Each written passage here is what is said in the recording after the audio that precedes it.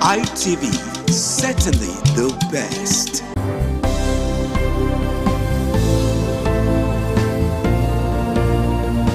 Thank you very much for joining us on the program, Healthy Living. What is the kidney? The kidney is an excretory organ in the body, which is for metabolism. Tuberculosis affects many organs in the body, but the common ones it usually affects is the lungs. Epilepsy is a neurological problem. Okay. It is an injury in the brain which causes someone to begin to convulse, to go into fits. It is curable, but the cure is a long-term thing. If you eat well and avoid those risk factors that will make your immunity to be down, then the risk of contracting tuberculosis will be reduced. If you're healthy, then you're wealthy.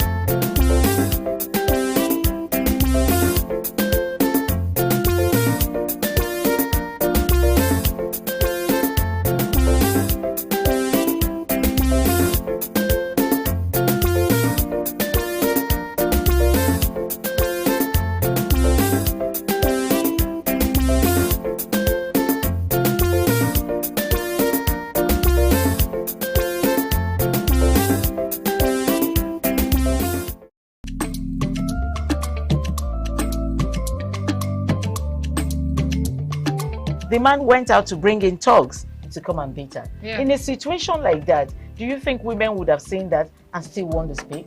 Really, we're talking That's what I said. So that's- when they bullied her, Yeah. if she's not bold enough, she will shut up. What is your advice for girls out there that are so desperate to be married? We women, we have to be really intentional about our parenting. If you know a child is being abused, or you see signs, a bruise or a child, it has to be investigated. People barely even breathe when they are going for a shrebi and something. Party. You have to be They can't smart. sit If down. you see where they are dressing them up or dragging on both sides, you cannot you cannot breathe. That's what And these matters. women will stay in those events for hours just to keep up with that beauty trend. Is that healthy? That's not healthy. I am Patricia Uremu Gabriels and we're reaching you live from our Lagos Network studio. Of course, Women in Conversation is a program designed for women to discuss about themselves.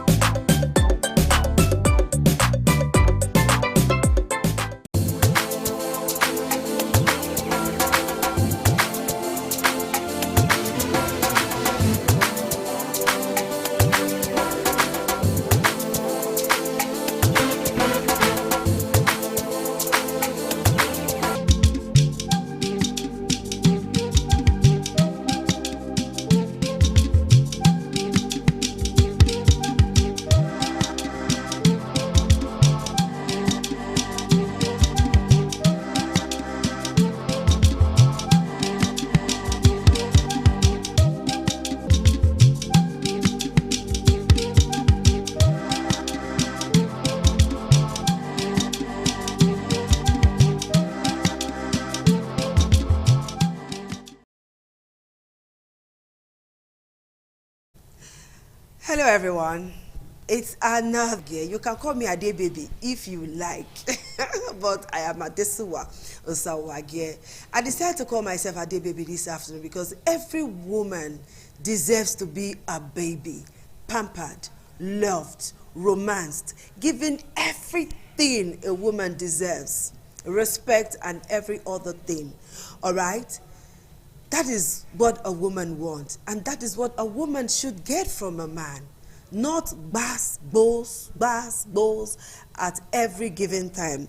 So Woman to Woman is also part of the 16 days activism against domestic violence. And you know that once we're talking about domestic violence, women are usually the victims. We're not saying in teaching hospital. It's a pleasure to have you join us. Thank you very much. And you're Good looking evening. stunning this afternoon. What to do? I'm being pampered. You should be pampered. And I also have Tega Iswakbo. She's the principal partner, Justice Shields Consults, a legal luminary, if you must know. Tega, you're looking smashing this afternoon. Thank you very much. Good afternoon. Okay. Are you also being pampered? Of course. By the right man. By the right man. You see? You see the rider by the right man. All right, Tega, it's nice to have you join us today. Thank you very much. Okay. I want to ask you some questions. As a legal practitioner, please describe domestic violence or what constitutes. Now, domestic violence is any abusive or violent acts committed by one person on another in a domestic environment, in a domestic space. Now, a lot of times people think domestic violence just talks about physical abuse, you know, slapping, hitting, beating, and all of that. That's just like one of it. You know, that's like the physical abuse. But it goes beyond physical abuse. You have economic abuse, economic violence on either the man or the woman. You have emotional and psychological abuse. You have harmful traditional practices, talking about FGM, female genital mutilation, widowhood practices, and all of that. And then you have sexual abuse. All these are forms of domestic violence. So when you talk about physical abuse, you talk about beating, slapping, hitting, you know, battery, and, you know, assault, and all of that. And then you talk about physical, sexual abuse, rape. We have marital rape these days. So a man can actually rape his wife? Yes, a man can actually rape his wife. When you are telling your wife, oh, come, and the wife is saying, I don't feel like it, or maybe I'm sick, or I'm not up to it, and all that, and you actually force yourself on your wife without her consent. That is marital rape. What is the legal implication of this? I mean, the man can get some criminal penalties for it, if it is proven that the woman actually did not give her consent. So how can it be proven that a wife did not give her consent? I'm sure the woman will sustain injuries. During marriage, when we take vows and all of that, you promise to submit and all of that. Yes. So this is very kind of tricky. By injuries, you know, the woman can sustain injuries because it is forced. It's like you're perpetrating violence against that woman. It is forced. If you look at, you know, private part, you can see the evidence that this is actually forced. It's not willing. It's not voluntary. It's not with the woman's express consent. A complex matter. Because this woman is going to be outside being physically bruised or physically injured. She's going to be traumatized mentally. She's going to have very unstable mental health. Either she's going to slip into depression, you know, she's going to start living a life in anxiety and fear, where at every point in time they are nervous, they are scared, they are afraid, you know, and because of that particular experiences they're having, they find it difficult to relate with people outside. So what about women who don't even talk and they suffer all of this is in silence? What's the way out for such women that many years? You know, so what kind of injuries should we look out for? You look out for bruises, blunt wounds, where you see a woman underneath her skin. You cannot see obvious cuts, obvious injuries.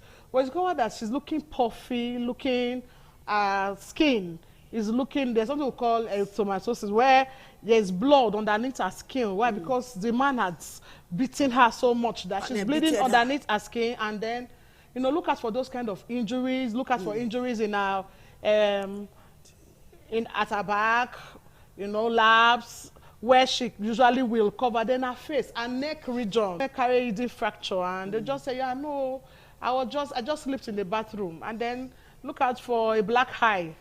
Okay. But these women carry black eyes, you know, missing tooth. Their tooth will be missing. They'll just say, I fell in the bathroom, and they'll come to the dental clinic.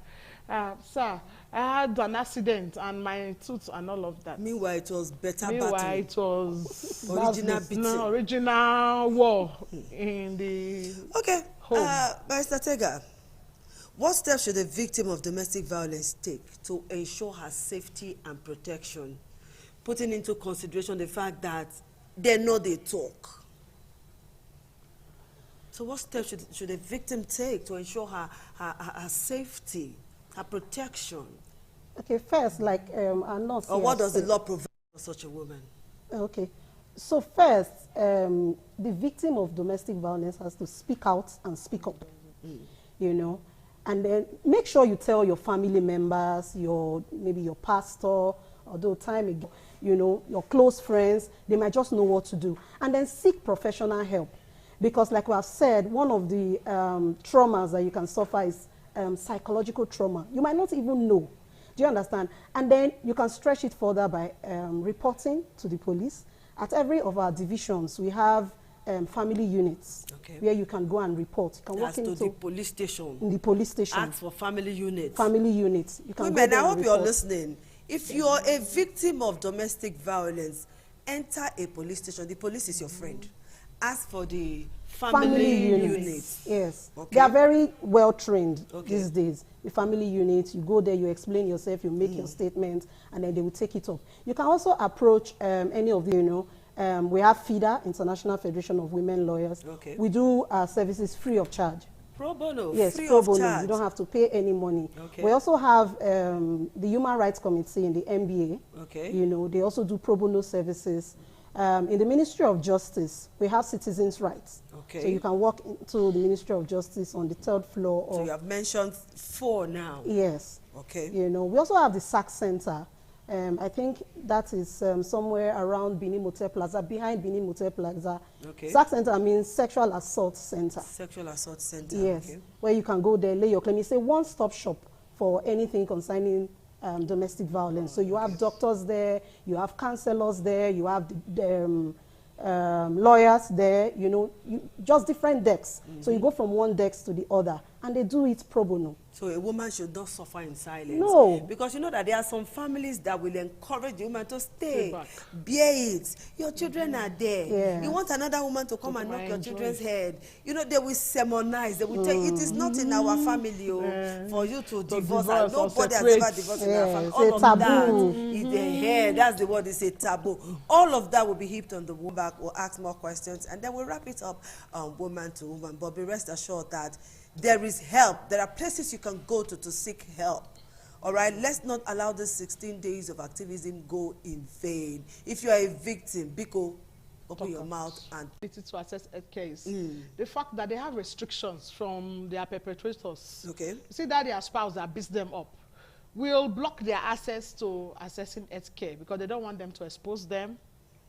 All right. I'm listening. And then another way that it affects them is, again, shame and embarrassment, stigma. They don't want people to know that, so they keep to themselves that they are being beaten and battered by their spouses.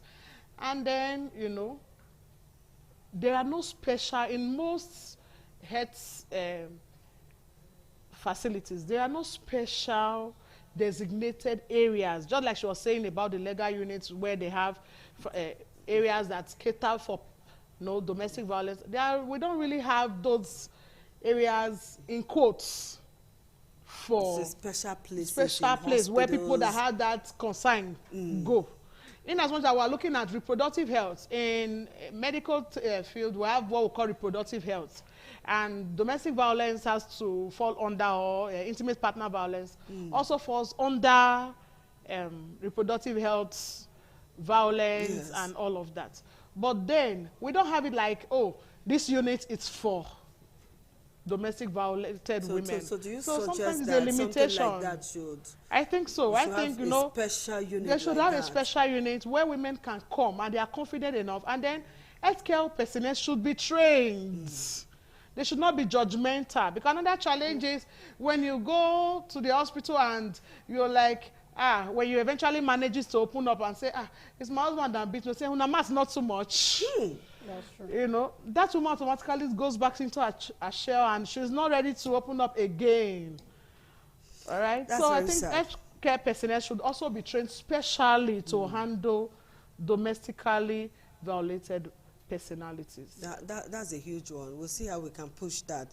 Okay, Tega, time is not our friend anymore. So what advice would you give to someone who is experiencing domestic violence, and where can they turn to for help? I know you mentioned some. Can you just re-emphasize the places they should go to and just give them advice? Just advice that you will give to someone. I'm your client now, and no, not be Misha. Somebody is your client, and that person is being battered and beaten. And you know, another thing, most women think, no matter how educated that woman is, they think that approaching a lawyer is one huge thing.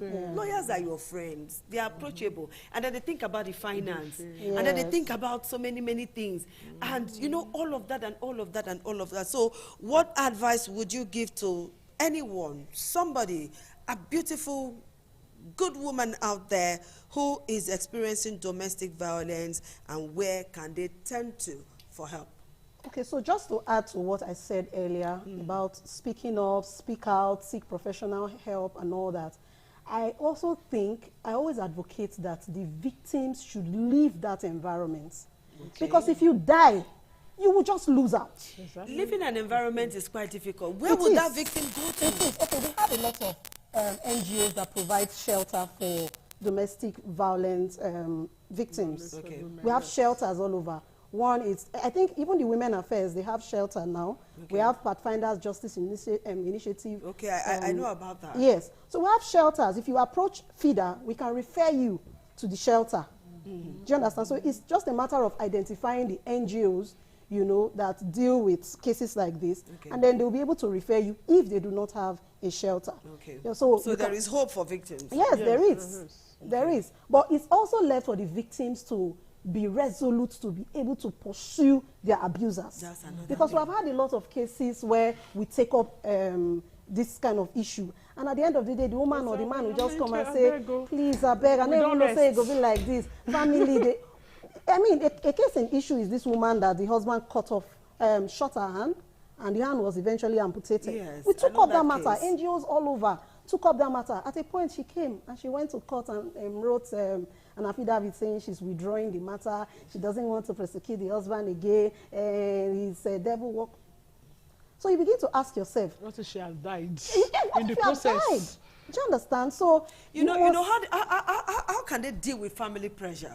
You know, family pressure is another thing. Imagine a woman whose hand was amputated as a result of the husband's misbehavior with her, or is that misbehavior or outright wickedness? I mean, how do you shoot your wife in the arm for if you're tired of a woman, let her go. Exactly. You know? People will only talk. They only talk for a while, and that matter will fade off. So how do we deal with family pressures? Well, women here, let's leave our profession now and talk as women. How do we deal with family pressures? I think it's, like I said before, it has to do with the individual. You have to be resolute. You have to tell yourself that this is me, this is my life. So no matter what they do, no matter what they tell me, I want to pursue this. Because if you leave that man on the loose, he will go to another person. He will go to his next victim. And it keeps going on. And also you need to send him to the cleaners for his sake and for the sake of maybe his children and the society. Okay, and as a woman, and I know that you're a counselor, you're a pastor, you are so many things rolled into one. How do we train our men? Because Home training is another thing. In some homes, the male children are treated differently. A male child can just sit down comfortably, stretch his leg on the TV and say, give me water, give me a remote. Don't you know that I'm a man? Because that's what daddy does. Don't you know that I'm a man? For which person has he wanted that? And here, please just, how should we raise our sons so that tomorrow we don't raise a wife bitter? We don't raise a son who will shoot the wife. Entitled men. How do we deal with this so that tomorrow when your daughter is married, you know that, my daughter is going to marry a man who will show empathy, who will show some concern for that woman. I just, please, let's talk. How do we raise our sons as we wrap up now? I want to beg mothers, plead with mothers. Let's spend time with our sons like we spend with our daughters. The challenge that we do have as mothers is we have time for our daughter because we are afraid. We don't want them to bring unwanted pregnancies home. We don't want them to be this. We don't want them to be that. But indirectly, we have a way of neglecting our sons. So if every woman in the society takes a male child as an agenda to train positively, we'll have a better man tomorrow. Okay. So as mothers, please don't pamper your sons in a way that they'll become nuisance to the society. Rather, tell them they should be treated, they should be, you know, they say do what you want others to do, what you want to be done to you, do it to others. So treat this son, let these sons treat these ladies like themselves. If they begin to see their sisters like themselves, you allow them to live equally, no gender bias in the house. It will have a long way to pass a message to these young men when they grow up that, oh, whether she's female or I'm male, we are one and the same. And when this mindset is in there, it's difficult for the male or the boy to raise his hand against any female out there. Start it from your home. Start it from your children, the male and the female. Don't allow the boys to say, come, what's his name? John, beat favor for me. You know, some mothers, we are good at it. Yes. Let your brother come today. Come. Beat joy for me. No. Okay. Let's, allow our girls and our boys to grow like the male and female that they have. All right, in a minute, Barrister, please talk to those men.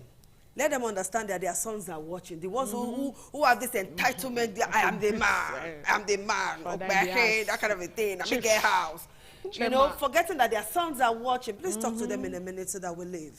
Yes, our Nigerian men, our African men, there is no entitlement in this matter. If you fall foul of the law is going to come at you. Because there is no sacred cow here. There is no sacred cow here. A woman and the man is equal under our law. There is no, this is the man, he has this right. The woman has this right. What happens to the man under the law happens to the woman too. So you must train yourself and train your children to be under the law, to act well and to act appropriately. Okay, so ladies, together we say, let's say a big no to domestic violence, okay? No! We don't want. No. You don't reach like that. Exactly. All right, thank you guys for watching. Be that man that you want your daughter to be married to, or your sister or your cousin. Otherwise, you will bite your finger as well. Bye-bye.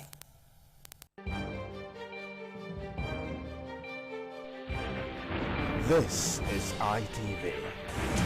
Certainly the best.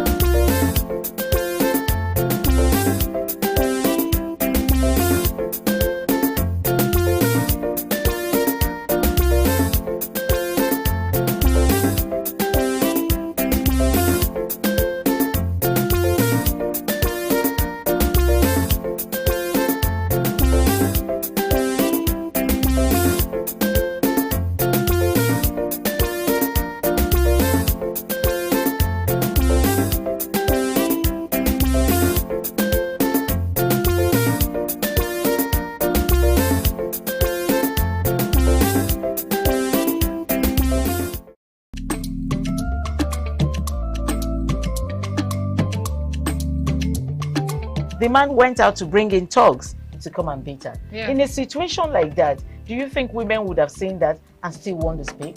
Really, we're talking That's about... what I said. So So that's- when they bullied her, Yeah. now, if she's not bold enough, she will shut up. What is your advice for girls out there that are so desperate to be married? We women, we have to be really intentional about our parenting. If you know a child is being abused, or you see signs, a bruise or a child, it has to be investigated. People barely even breathe when they are going for a shrebi and something. Party. You have to be They can't smart. sit If down. you see where they are dressing them up or dragging on both sides, you cannot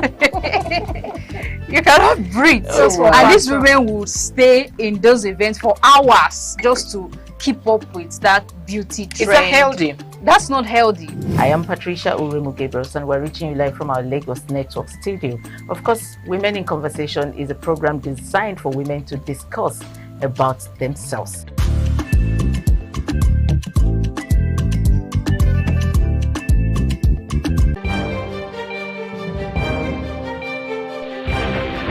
This is ITV. Certainly the best.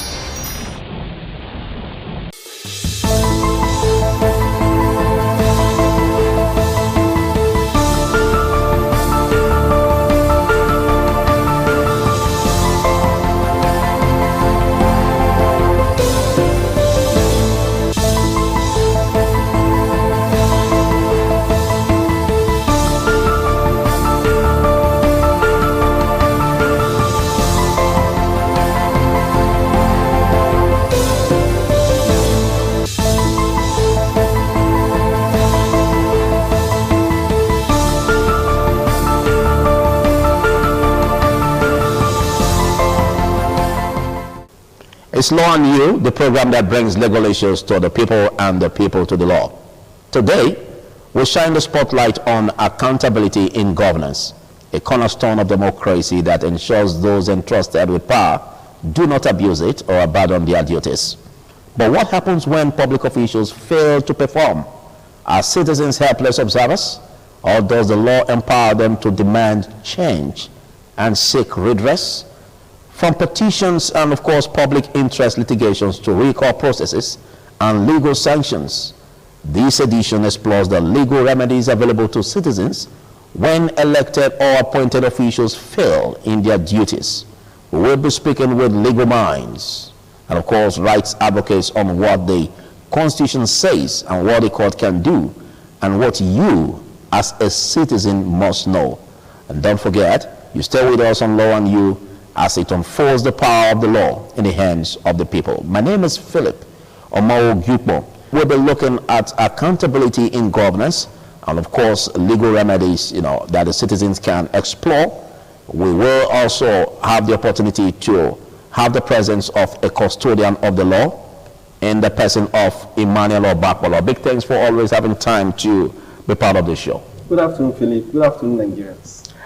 All right, let's quickly set the ball rolling. A lot that needs to be done as regards getting it right. We have a system that needs to, work effectively. But first of all, what is accountability in governance? And how does it apply to the citizens demanding this? What importance does it have for citizens to demand this from the government of the day? Yeah, accountability, as pronounced, is to give records. So accountability in governance is the presentation of records on government's administration to the people and how those records have been properly handled by those in government. That is just accountability. So accountability is to ensure that the people understand and have knowledge on how governance is being carried out on their behalf by those in government. Okay, but what is the importance? Why should they do that? Yeah. If you look at governments, from the definition of democracy, it's a government of the people, for the people, and by the people. That is what democracy is. And now government is a machinery of governance. So those who are in government, they are managing the wealth of the nation on behalf of the people. And as such, they must give account of how those resources that are made available by the people on the people, so that the people will now understand and have knowledge properly on how governance is carried out. And this government, the governance must be on the benefit of the people. That is all. That is the singular reason why there must be accountability in governance. You don't go into administrative spree or financial spree on how to just spend public funds without being accountable to it. Okay, do you see a disconnect in between, as in the aspect of the government functionaries, backing on the accountability project to make sure that they give account to the people and render their still worship, and again the aspect of the people, those who are being governed, demanding this? Do you see a disconnect?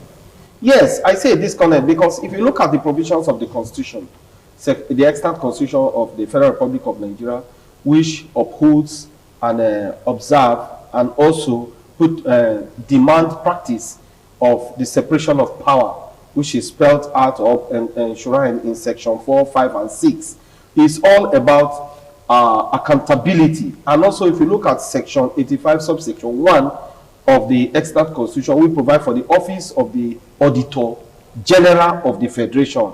The essence for the office of the Auditor General of the Federation is to provide for accountability, because he is the one who will audit government accounts, he audit government expenditure, and now know how money or monies that belong public fund has been used, administered, or utilized for the benefit of the people. So there is now a disconnection. Why do I say so?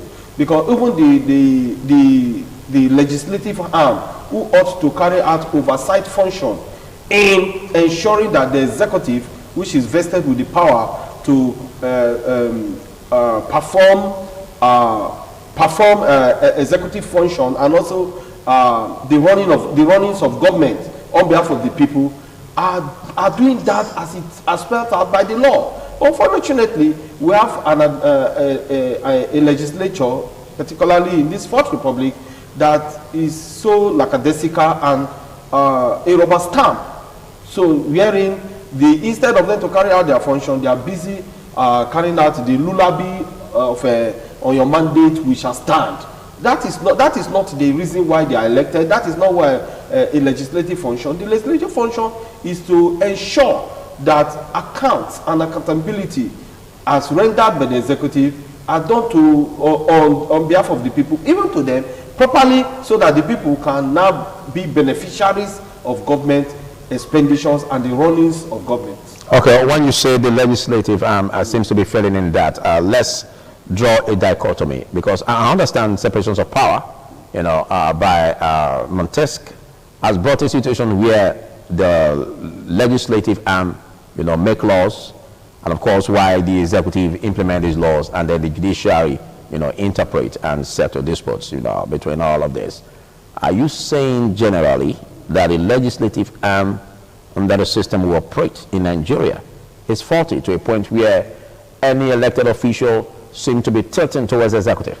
Yes, and I did say that with specific reference to the current legislative arm of government we have. Did you say that, or do you say that as regards the officials or the system of practice? It's not the system, because the Constitution does spell out how... It's a constitutional provision. And I also told you about section 85 subsection 1 of the extant Constitution, which also provide for the office of the Auditor General. So it is not a problem of the law? It's not a problem of the law. The law is there. Is the performance of the law now. And the legislative arm also have what we call oversight function, to question how public funds are being used. But here we are. We have a legislative arm of government with specific reference to the National Assembly, who approve all manner of laws. And the same National Assembly does not take time to ask questions on how those laws are used for, the performance, how the executive arm of government, how they be able to administer those laws, and how it has been of benefit to the people of Nigeria. There's no question with reference to that. And that is why you see that it appears that there is no accountability to the people of Nigeria. And that is one of the weak point, pitfalls of this administration that we have just now. Oh, okay. But what do you see as a causative factor? Because everything seems to be placed on a vote. The ayes have it, or the nay. With specific reference to public funds, it is more than the question of the aye or the nay have it. It is more than that. And that is why I repeat, I did say that the legislative arm has a duty of oversight function, because the people cannot gather like a Portuguese assembly to begin to ask questions on what their monies are used for. It is their representative, both the Senate and the House of Representatives now at the federal level, and the state houses of assembly at the state level, and the legislative arm of government at the local government level, who carry out this functionality on behalf of the people. And here we are. Their performance is abysmal. It's a near zero. Abysmal. That is the right word to use. And that is why you see today that even government after government, there is no form of accountability, and there is no how the people could ask questions. However, the Freedom of Information Act has provided another leeway for individuals or group of individuals to ask questions. Thank you very much. Well, in case you're just coming across this program, it's Law and You, and we are all about accountability in governance and seeing what legal remedies are available for the citizens to, find a way to put a task on the public officials, demanding accountability, of course, stewardship on the public office. And I've been speaking with Emmanuel Ogbakpolo. Well, Emmanuel Ogbakpolo raised some very, very vital issue as regards, finding a lasting solution to this. It was on my mind. You made mention of the fact that the people are giving their powers to the Legislative Assembly, their representatives, for instance. And then you also did not fail to say that even when or if these representatives fail to carry out the functions stricto sensu as they demand or request, then they also have another avenue to, explore, which is the Freedom of Information Act. Now, how can they do that? Can you deploy how this mechanism works? Yeah. Section 3 of the Freedom of Information Act does make provision for an applicant, is a citizen now, can make application to any government institution to ask questions or to get information from that institution with respect to the day-to-day runnings of government, even where it is strictly financial. Exactly. Now, but that act also provides for exemptions.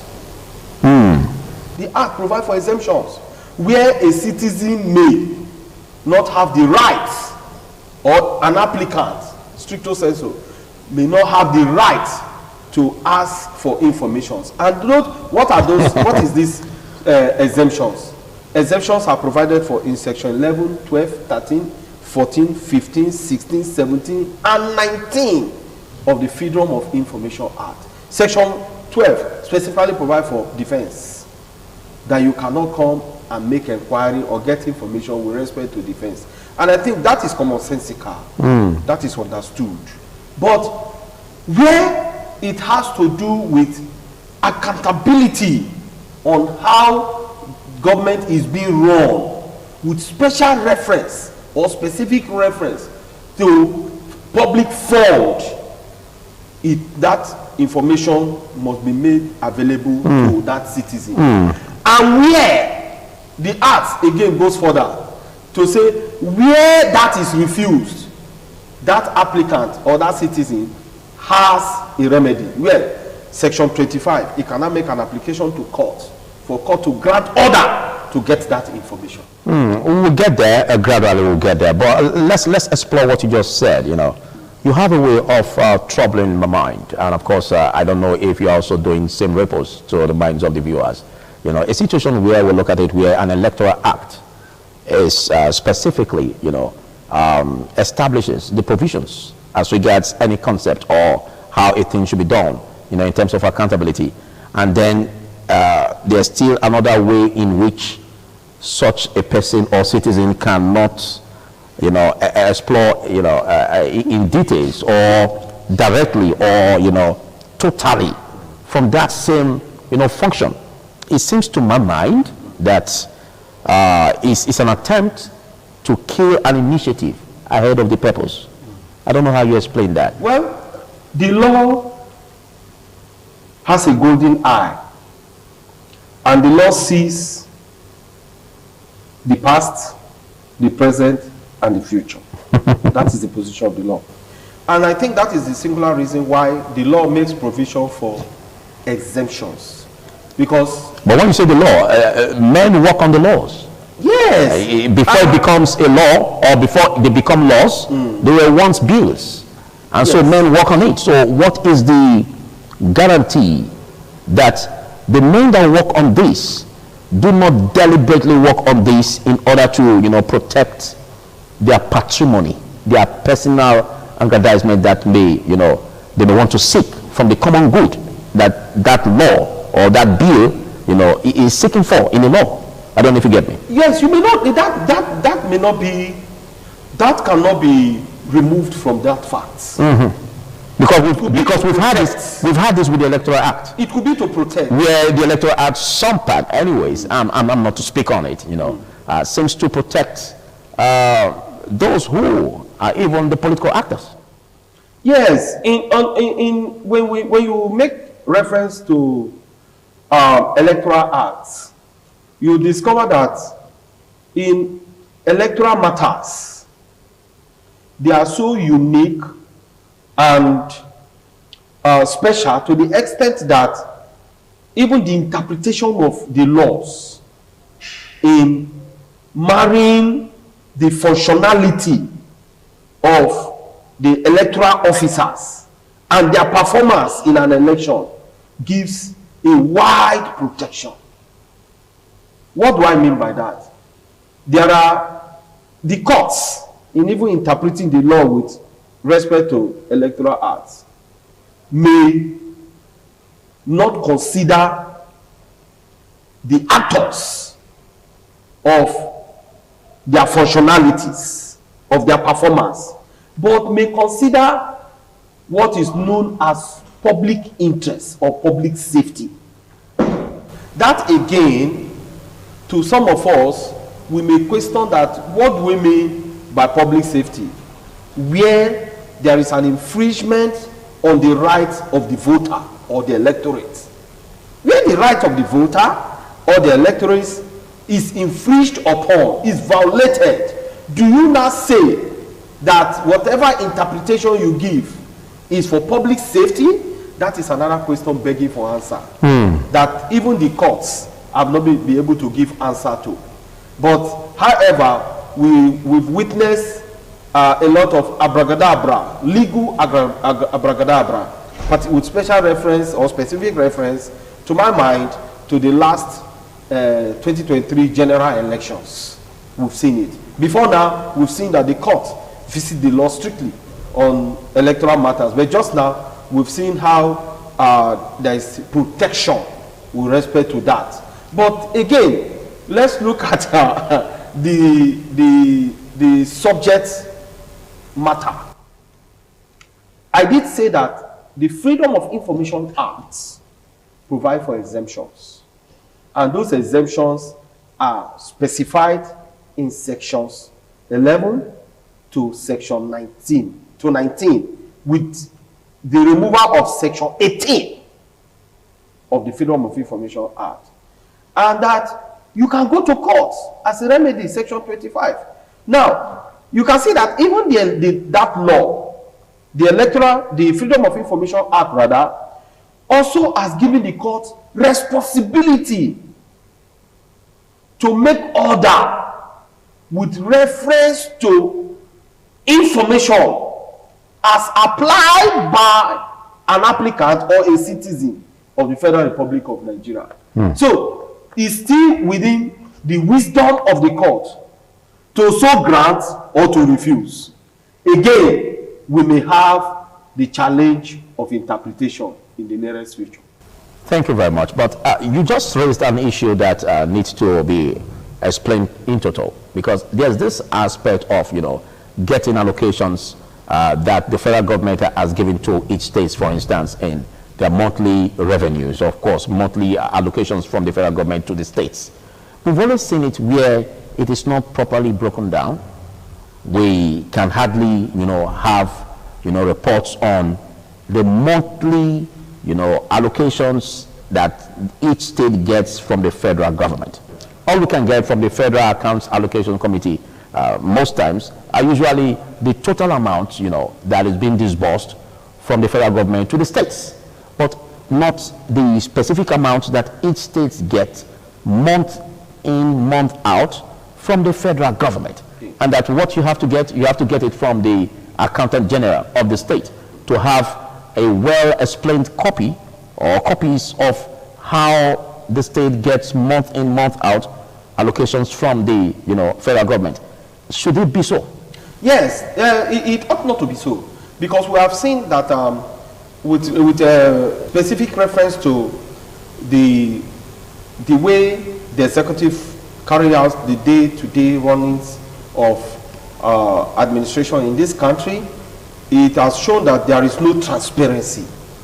In a climate where there is transparency, there ought to be a breakdown. Even the Constitution makes it clear for there to be a breakdown of how public funds are distributed or shared amongst the federal government and the 36 states of the federation.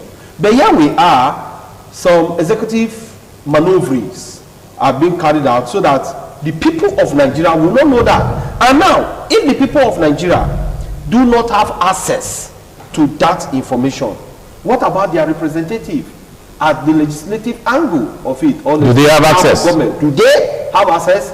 If they don't, do they ask questions with respect to that, or they are engaged in frivolities? So that is why the freedom, I think, that the Freedom of Information Act now makes provision. That's the importance. Individuals, citizens, group of citizens to now make application. Yeah, because it's get that information. Yeah, because it's not every information that will be on the public space. Yes. So, but that Freedom of Information Act can also help. Yes. If you seek or require such information that may not readily be on the public space, so that you can easily access such, Yes. Okay. Okay, but how fluid or how accessible is the office of the Attorney General, for instance? It's accessible. It's a public office. You can make your application. Okay.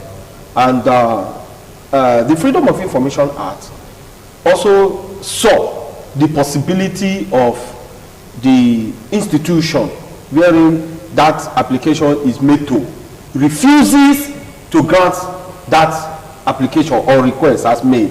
And the Act now provides for, in section 25, that you can go to court to seek a redress so that the court can grant an order.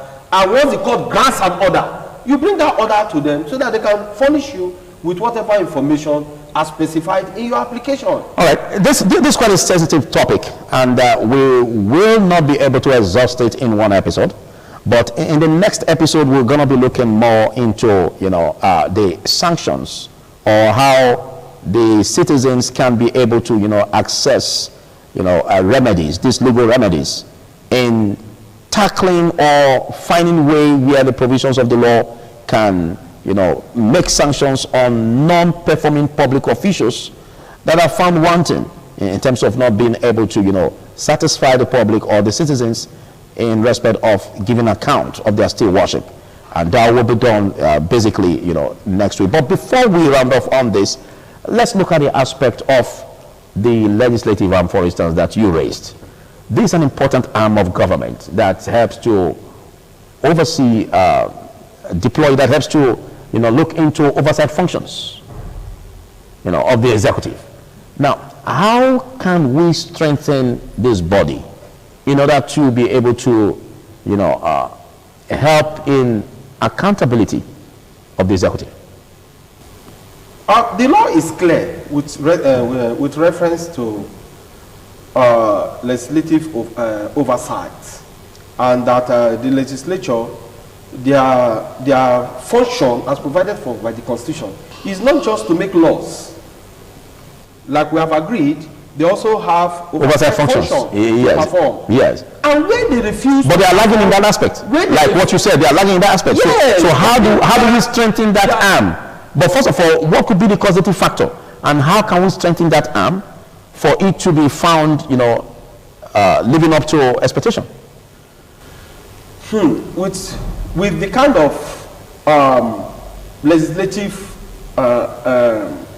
representative we have, and the unique structure of Nigeria, democratically, legally, and otherwise, we may have just one function or one role to play, and that is where you discover now to the citizens, where the citizens of Nigeria discover that the members of the legislative arm of government are not carrying out their functions as legislative arm.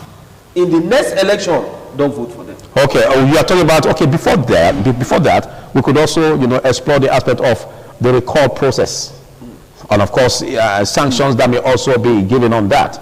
But well, that would be what we will be having same time next week on Law and You. Well, a big thanks for taking our time to be part of this. Basically, that's what we're going to be looking at in the next episode, because we want to look at the recall process.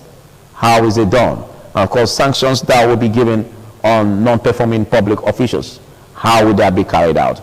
So big thanks for taking our time to be part of this. It's a pleasure to be. My name is Philip Omol-Guipo. We'll see you same time next week. Bye for now.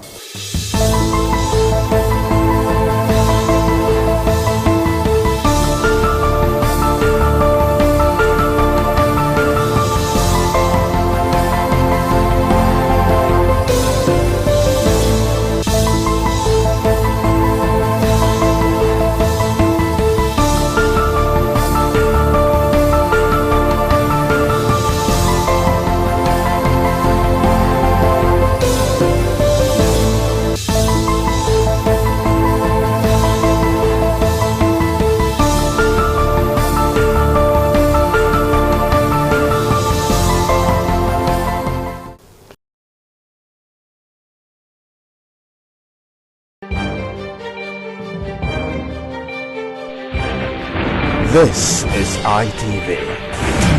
Certainly the best.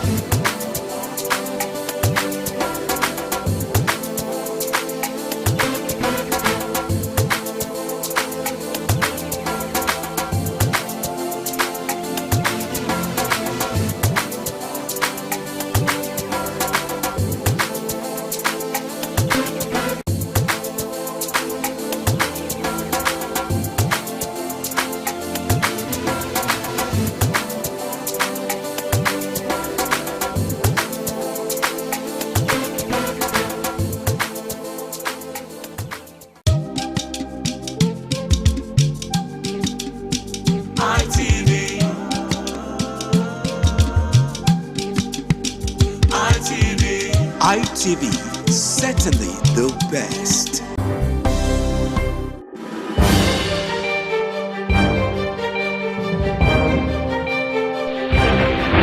This is ITV.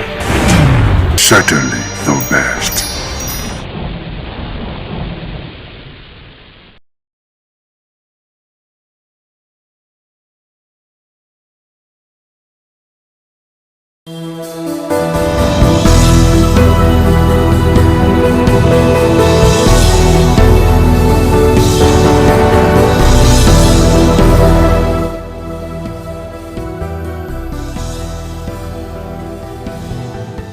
Great to have you join us on politics today as we begin with two major developments shaping Nigeria's national conversation. First, the escalating wave of insecurity once again grips the nation. Another disturbing incident which emerged from Niger State, where a Catholic school suffered yet another abduction, raising urgent questions about our security strategy, the safety of our educational institutions, and of course the broader implications for communities living under constant threat. Well, we will be examining the factors behind this troubling trend and what resolutions might look like. And later on the show, we will turn our gaze on the controversy surrounding Nnamdi Kanu, whose life sentence ruling has sparked intense political, legal, and of course social debate. What does this decision mean? Troubling decision, you may say, for national cohesion, the rule of law, and of course the road ahead for Nigeria. We'll also explore how this moment could shape the country's political landscape in the months to come. Of course, we have a panel of analysts standing by to break down these issues from every angle.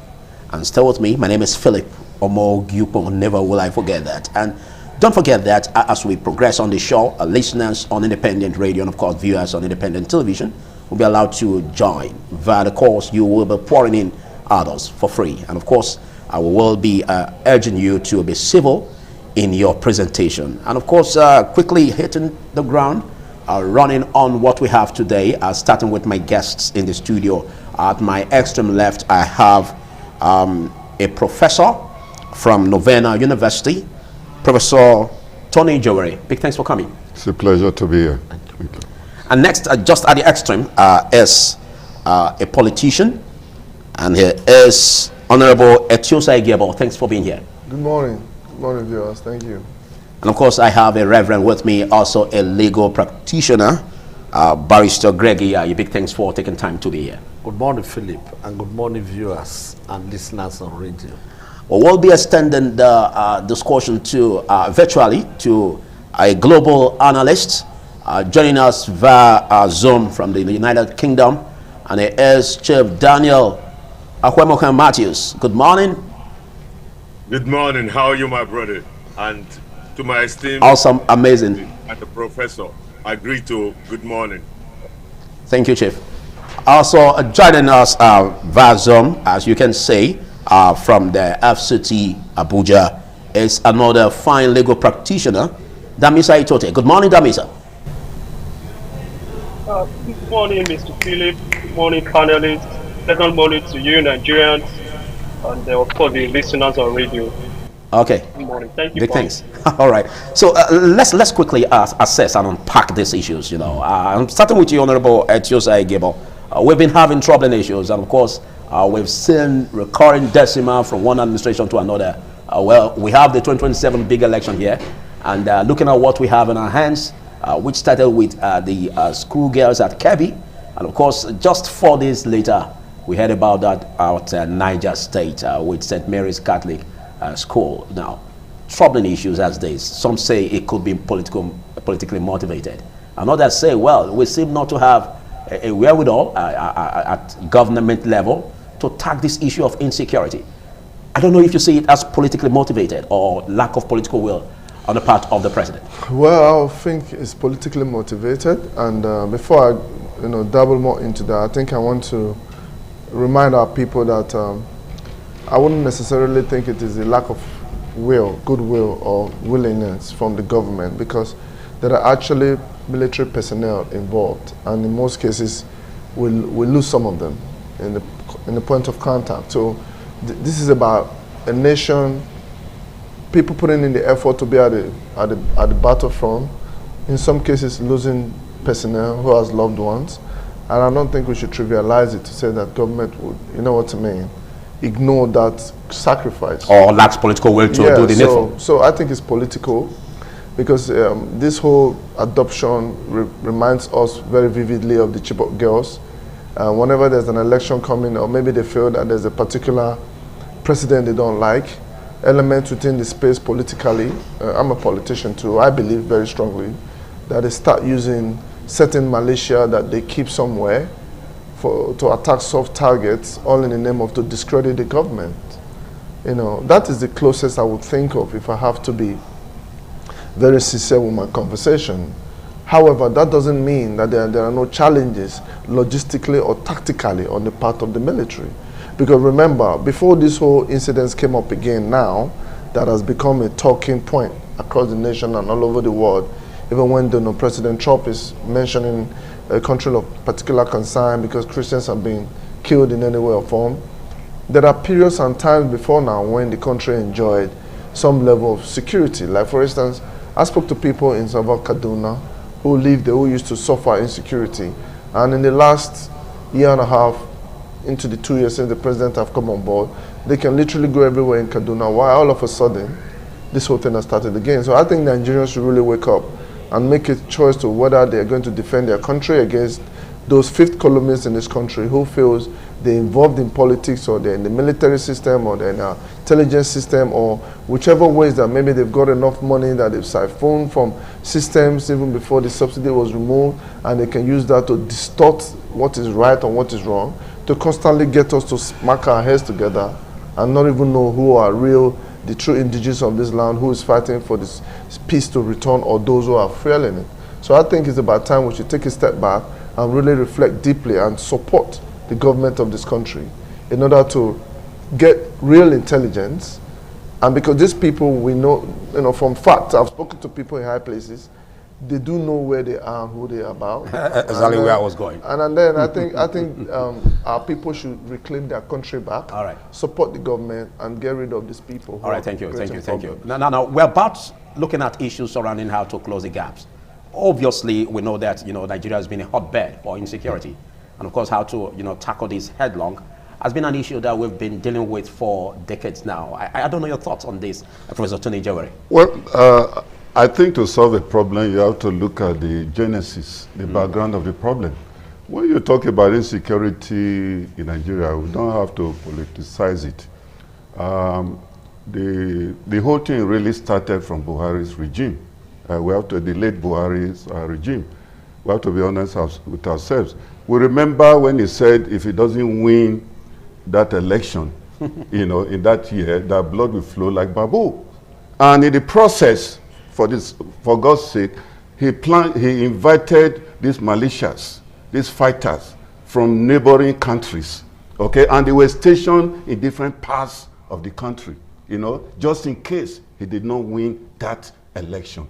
And at the end of the day, Jonathan being a peaceful man, the former President Jonathan being a peaceful man, he now gave up and said, hey, now congratulated him in advance. Oh, you won the election, congratulations. So these mercenaries that were invited into the country had no job to do. So in the process, they approached El-Rufai and of course Buhari, who invited them. What do we do? Pay us our dues. When you pay us our due, we go. And those ones say, hey, gentlemen, there's no job to be done again because, a new government is in place. There's nothing like fight and all that again. And so, for the sake of survival, they started doing all sorts of things, went to the trenches, started kidnapping, and doing all sorts of, so new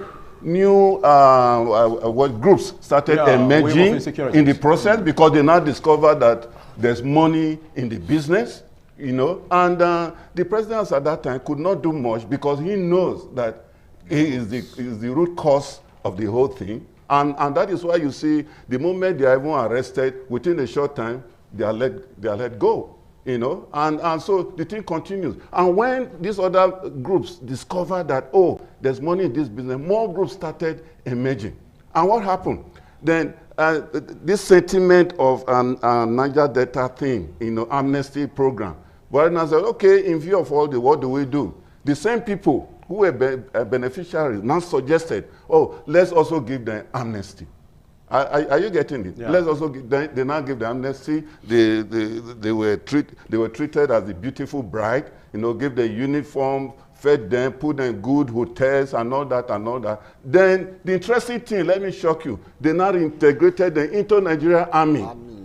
Okay, and when that happens, what do you expect? Of course, they started giving information back to their colleagues, in the trenches, in the trenches. And in view of that, when Nigerian army now goes for genuine operations, to attack these people, they will give them information. Then that's why you start having landmines planted in strategic places and all that. And any operation Nigerian army wants to, they will also give the information. Yeah. So it's like there's an internal problem. So the Nigerian army, within the Nigerian army. Sabotaged. So they couldn't do much at the end of the day. And it's unfortunate that Tinubu inherited that type of system, insecurity. And so there's little or nothing he can really do, except the army sanitized, and all these people okay. Yes, are discovered, and separated, filtered. That's the word I was looking for. Filtered away from the Nigerian army. Okay. If that is not done, the problem continues. Okay, we have a very delicate situation on our hands, most especially as we have different figures being peddled, as per the students that have been, abducted in Niger State. We're still looking for the orders at Kebbi, and we have various numbers being peddled, which is quite alarming. I don't know how you want this to be fixed, because most especially when we look at situations where year in, year out, every 4 years, we have elections coming up. And of course, they keep giving us promises, but there's this need for us to be proactive in governance. How do you see the lapses being closed under the present administration of President Tinubu? What the man sows, he will reap. We should look at some of the people in power today. How did they come to power? It was by sowing and encouraging insecurity and making insecurity a campaign slogan. And we all know it. Then we can't run away from it. What you sow, you will reap.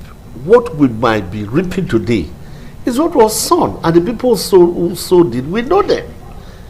Kabiru Sokoto, who went to a church, and then with his men, about 25 people were killed, the Catholic Church. DSS was looking for him. Other security agencies were looking for him.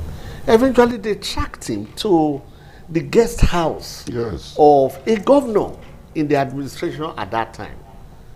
And because it was a government house, the president has to waive immunity for them to attack. And they did.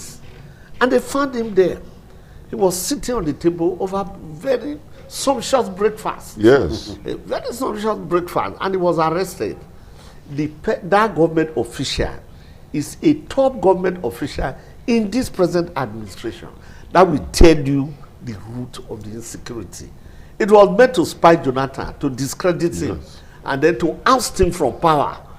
And the people did that. They're in this administration. Yes. So eventually, what they sowed is what they are reaping. Just like the prof has analyzed. They couldn't pay them. They couldn't compensate them. So those people have to find things for themselves. You see, if you are desperate for power and you want to get power, even at the expense of your own country, this is the kind of thing that you get from it. Well, it's quite challenging, most especially where the president had to, suspend at a point his foreign trip, and of course over the Kebbi schoolgirls abduction. And again, another one happened. We don't know what the president will do in this time. If he will suspend the forthcoming trip again. I'm sorry to cut you short. Okay. You see, one has even just happened again now. I was looking at the media just now in Nasarawa. In Nasarawa. Okay, I saw that yesterday. Okay, well, escalating issues like this, let's join you, Damisa Itoti from Abuja. Now, we have challenges where even the president said that the Minister of Defense should shift base to Kebbi. Now, it happened another one happened in Niger State. We don't know if the minister will again shift base to Niger State. Or just like what we just hearing now about Nasarawa. Now, what exactly can be done in all of this? Do you see the president as having challenges of lacking political will in this?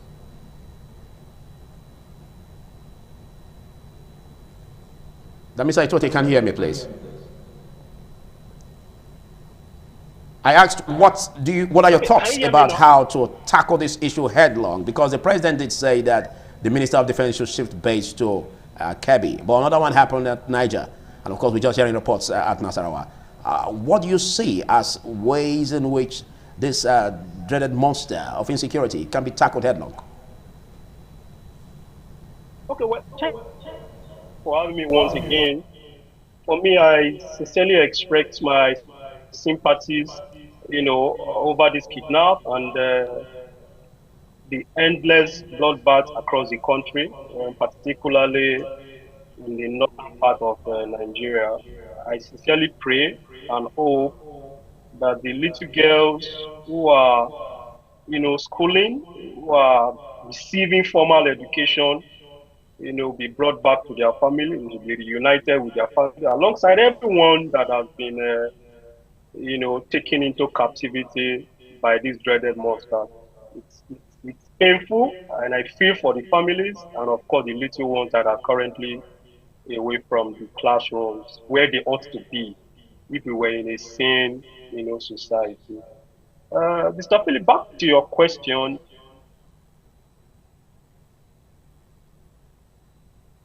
Well, I don't know.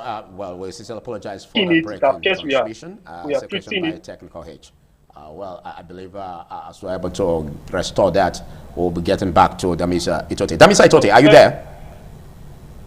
Can you continue from where you left off, please? You can hear me. Can you hear me?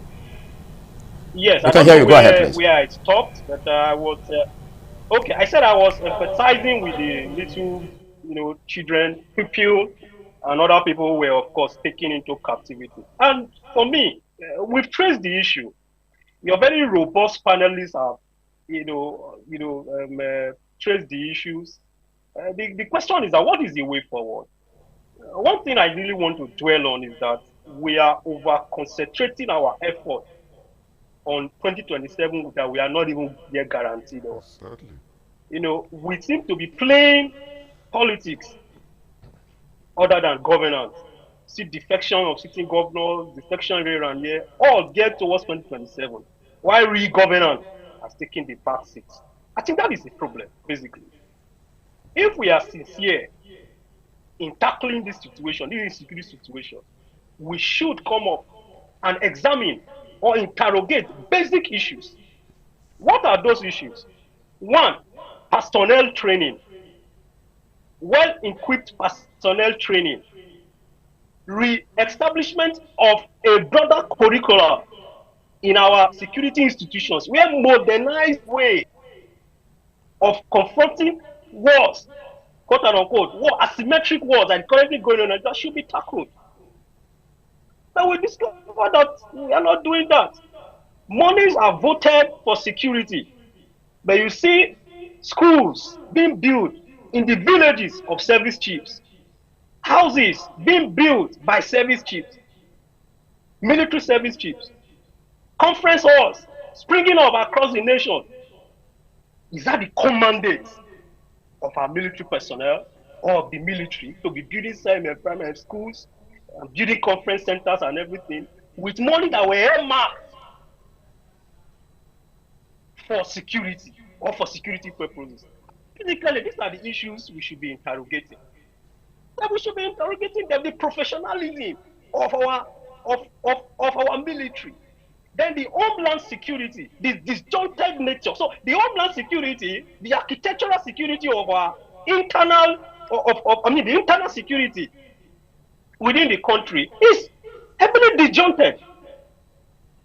We now react to issue. We are very reactive to issue instead of being preventive. Instead of integration, there is a total disjointment of the security architecture.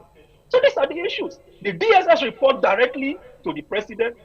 The other security agencies like the immigration, NSCDC, they are under the administrative power of the Ministry of Interior. The police, it reports to the Ministry of Police Affairs, and so many other disjointed security apparatus. So how do we expect to have results? We cannot have results. So my suggestion or my recommendation is this. We should have a unified internal security mechanism or internal security framework that aligns with global best practices under the single leadership of a civilian-led administrator. So that all these other, sisters agencies, in fact, customs, which controls borders, report to the Ministry of Finance. That is not logical. Custom controls, but they report to Ministry of Finance. They are in another different ministry. So you see that the chain of command is not unified. So a DSS will give reports or give a security report. Police will be very reluctant in taking it or enacting on it. NSCDC will take because they receive instruction from other agencies and all of that. So that is where the problem is. Our security architecture is disjointed. It is disintegrated. So it we must involve ways by which we should have one single homeland security architecture under the headship of a civilian-led administrator, so that there can be a chain of command that will be followed directly down, to the lowest echelon. I think that is my position. If we fail to do that, then we are not there yet, or we are not even ready to take, Thank you, giant. Let's shift our gaze to Chief Daniel Akwemokan Matthews. Well, we've been on this road, though, and it's quite difficult to really unpack this, most especially where over 200, as Punch newspaper reported, about 215 students, that are declared abducted at the Niger, school, a Catholic school. And of course, we still have the numbers of Kebbi. Now, there were issues surrounding the President of America, what he said concerning Nigeria of particular concerns. And of course, that sparked political debate, social debate across the world. But what do you see as ways to close this gap? And of course, how to tackle this issue of lack of political will that you may think exists, or lack of, intelligence gathering or tactics that could help to salvage this issue. Chief Daniel. Thank you very much.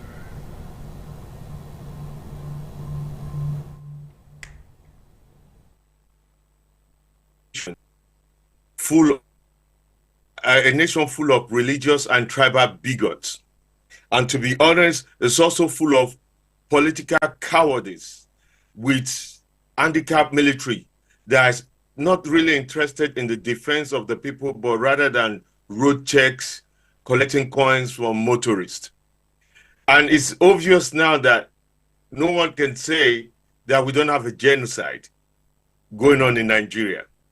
From what is happening in Kwara, Niger, and all across. That genocide now is so obvious that over 200 girls or more, or thereabout, are kidnapped in a Catholic school in Niger State.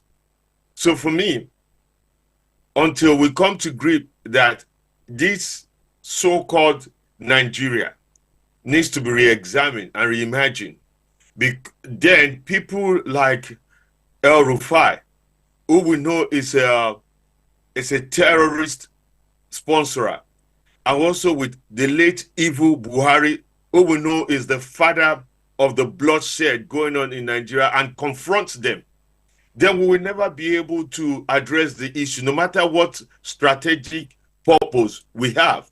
Because it's obviously clear that some people are behind this who are powerful in the government. And until we address that, there's nothing. Even if the whole America, Europe, and the whole world were to come, what happened in Somalia will happen. Will be fractionized, will be destroyed, and will never be able to be put together until we deal with one single thing. That we have politicians who are not cowards. We have traditional leaders who actually lead their people, who are not bought off.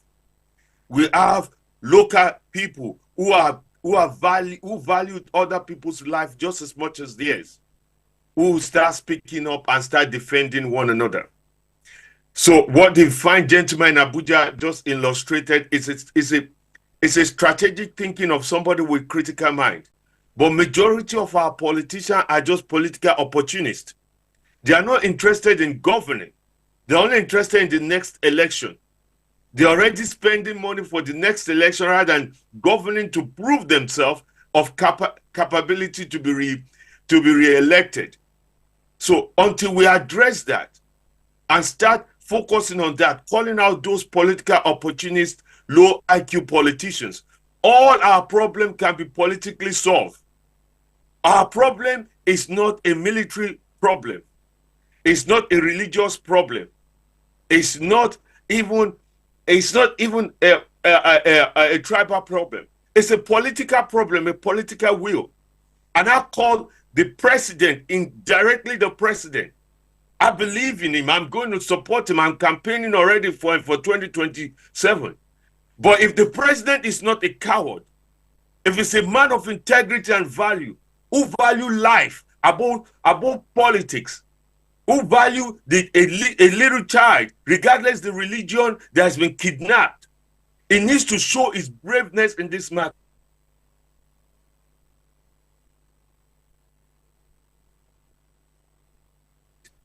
Into the armed forces should be all those who served 8 years underneath the evil Buhari and did nothing should be purged out immediately.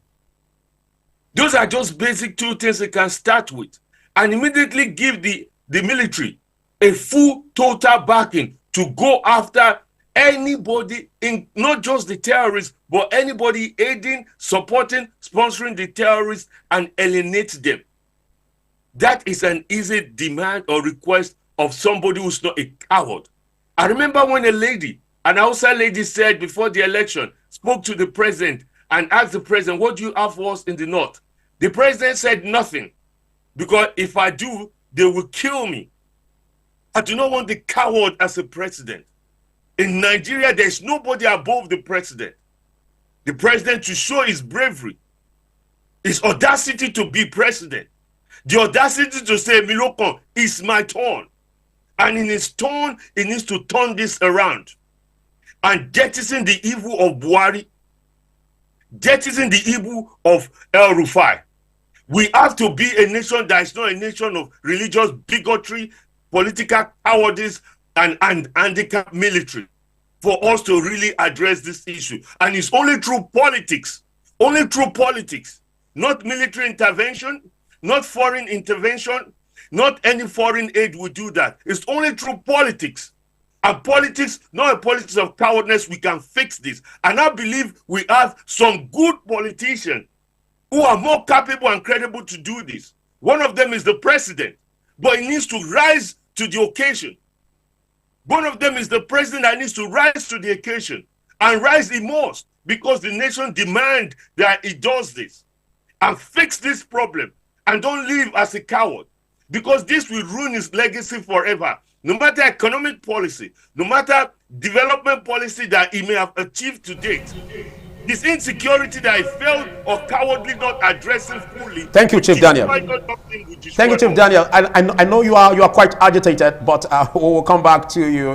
But let's quickly acknowledge what you said. Basically, your bold statements made in that direction. Even though you said that you were campaigning for the president come 2027, but you need him not to be a coward, but to sit back and make sure that he drives the figures in order to tackle insecurity.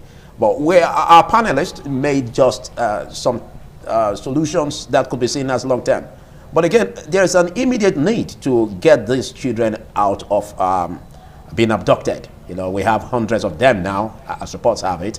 And how can they be released? Should we go about the ransom payment as a way to release them just now? So we're looking at a very, very short-term solution. But that will come after this short break. Do stay.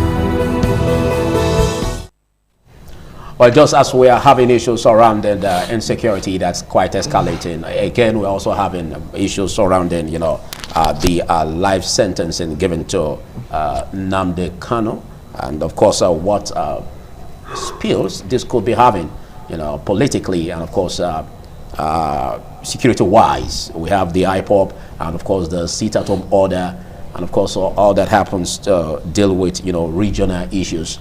Now, let's come to you, Honorable Etiosa. What do you see as a short-term plan in order to get these children released, you know, the students released? Of course, staff are also involved. And of course, we also have the challenge where even in Katsina, where ransom payment has taken a high toll to the point where even, you know, bandits, terrorists are moving freely in the society. Now, should we go this way? Yeah, I think with the reduction of manpower and the cost of security operations in Nigeria due to over 15 years of insecurity problems, a lot of money has been pushed in there. It is almost impossible to have every sort of gadgets or the manpower that we need to secure everywhere. Most of these places where these things are happening are very remote areas. You can almost, if you go there, you can almost think that this is not even Nigeria. So, but then again, what's the short-term plan? But then again, ransom payment? I mean, I don't necessarily think ransom payments. The people in the locals and the bandits that interfaces for whatever they are doing understands that this may be the group that came to do X, Y, Z.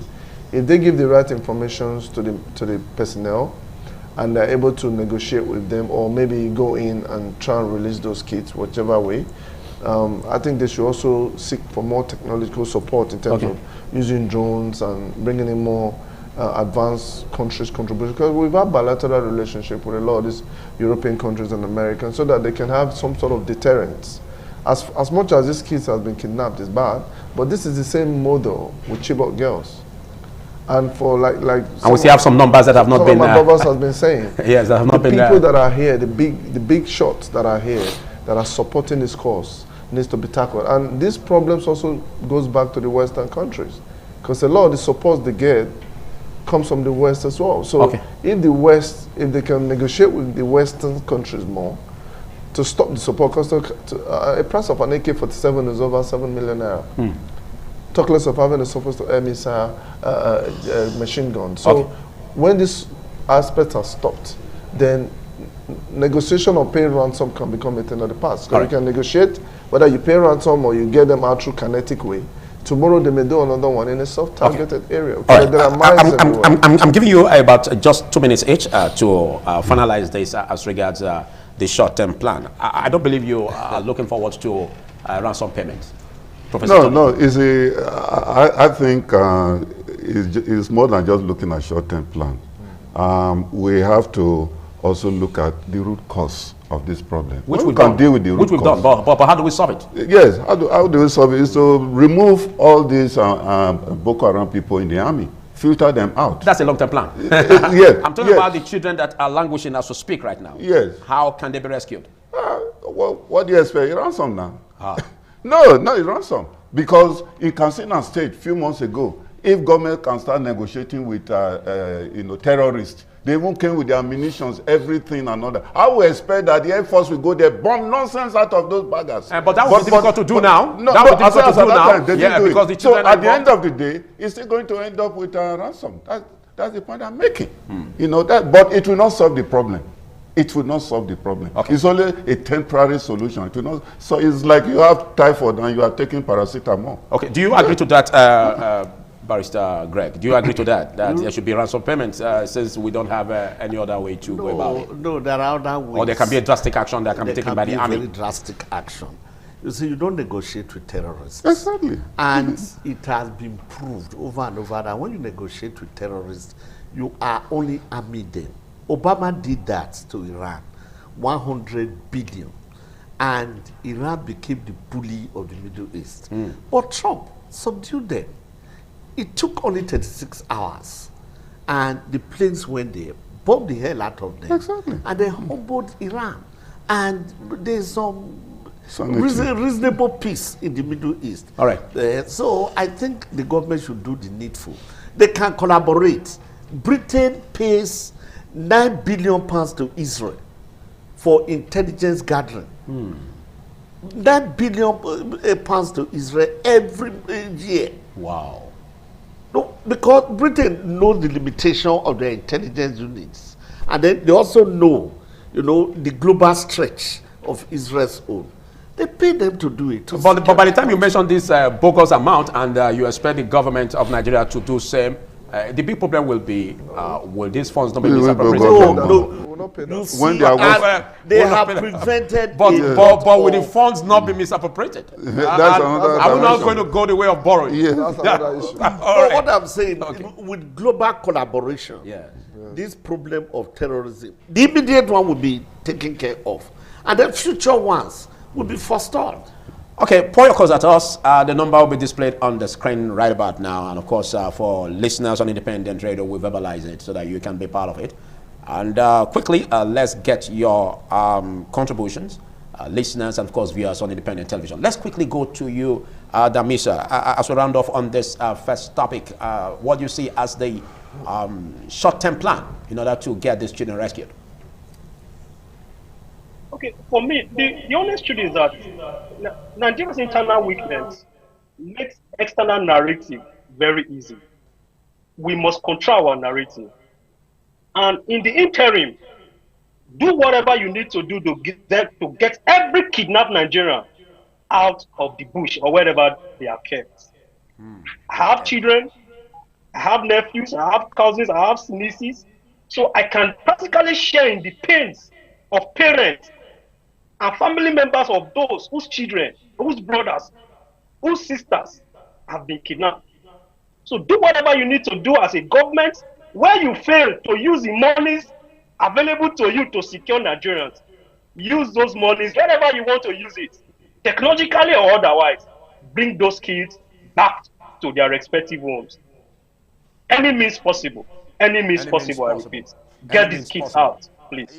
You know you are a fine legal practitioner. When you say any means possible, you are trying to dodge the aspect of even if it means paying ransom. Why don't you just say it critically? All right, let's get to you, Chief Daniel. Do you subscribe to what has been said about ransom payment as the short-term plan? Absolutely not. And it would be a foolish errand. And basically, we're giving them more money to do what they are doing and doing it more. Good example, when America citizens were kidnapped in the north, America came all the way from America, flew in, go into the Zambezi or wherever they are, rescue their own people without a single peep. And they were able to do it and successfully left the country without a single peep. If they can, we can get their assistance.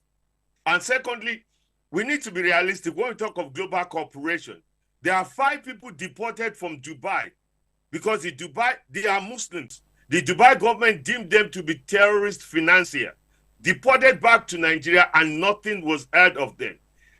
Short-time fix. If we don't know where the terrorists are, the Nigerian government, allegedly, Gome knows. Gome goes and speak and dine with them. Gome was rejected from entering Saudi Arabia, the most holy land for Muslims. He wasn't allowed to come and pray to the God he served because they deemed him to be an evil terrorist. Gome walked freely and advocated for the terrorist, not the victim. They arrest Gome, put Gome in jail, arrest those people who are defending, explaining, and rationalizing them. Gome goes to the camp. If Gome is not taking the army to the camp, since the army allegedly cannot find them, then Gome should take us to the camp. And finally, yes, we should go in with all the might of Nigerian government and Nigerian military. We should go in and bomb them to hell. If some of the children were to be lost in the process, so be it. If my child was among it, I'll say yes, so be it as well. So that they do not have the audacity to do it again or again and again. They will keep doing it if we keep having this further approach. A terrorist is a terrorist, and a terrorist who is a fundamentalist, you cannot change the fundamentalist perception. They believe in Takia. Takia means the art of deception. And they will continue to lie to you. Daniel, I always enjoy when you speak, most especially when you make some bold statements and sacrifices that we must make as Nigerians going forward. You may mention on the fact that even if your children or any of your child is involved, you don't mind that you should bomb them, even if the children are involved in it. But that's a very hard saying. Well, let's look at the second topic, which is mind-boggling. And again, we need to keep Nigeria united. And some have said that with the life sentencing of Nnamdi Kanu, that brings a whole challenge again concerning the restiveness we have in the eastern region, and of course, how will that gravitate into more insecurity? So, do we seek a political solution? I give you 1 minute to react on that, Honorable Etiosa. Well, to me, I kept asking the questions all the time why Mazi Nnamdi Kanu, when he was in London broadcasting on Biafra radio, why he wouldn't use his position to nominate people to run in a particular political party and direct his people, since they listen to him, to vote for that particular person as governors of the southeastern states, House of Rep members, senators, and then on that nucleus of being the leader, bring out different appointees from the southeast and work with them to develop their state, rather than turning into getting people, making threats to the Nigerian state, calling it a zoo, and then put himself in a tight corner. And at the end of the day, two wrongs don't make it right. I strongly believe that what happened to Nnamdi Kanu was not the right way to go, but he caused himself that problem. However, if terrorists and bandits are captured, prosecuted, and released back to the community in the Northeast, I also believe that he from the Southeast should be treated the same. Not to say that the things that he did was right, because even a blind man can see.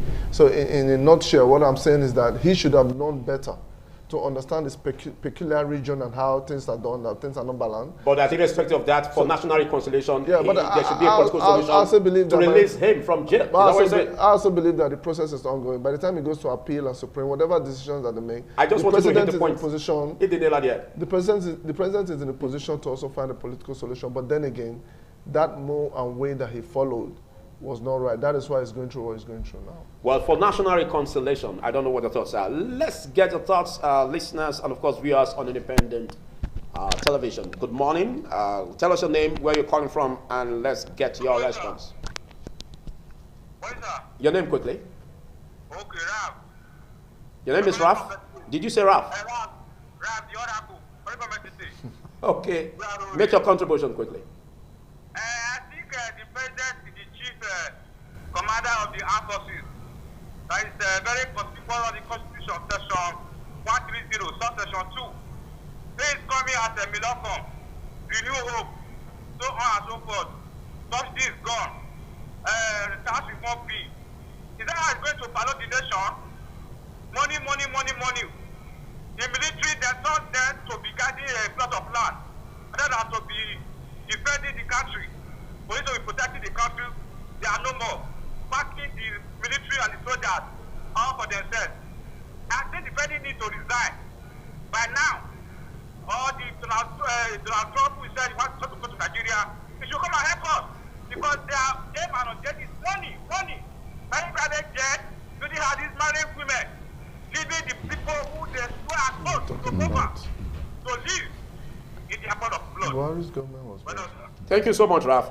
Well, I think that's a very challenging one. The president has got a very risky, delicate situation on his hand, most especially as this issue of kidnapping, abduction, really the masses are bearing the brunt. We don't hear about the political class, much of that happening from that angle. But let's look at the case of Nnamdi Kanu. Yes, when you look at the case of Nnamdi Kanu, I think it's a case of agitation, which he has a right, but the methodology has a problem, because if you look at the terrorist act, of 2013, it's clear that an individual should not, go into this agitation against his nation. So he broke that? Yes, so he violated that. And don't forget that his case involved about 5 different judges until eventually it was on 6 accounts, and at the end of the day was found wanting. So you mean the judgment was fair? Yes, on those 6 accounts. Yeah. We're looking at the case on its face value right now, on 6 accounts.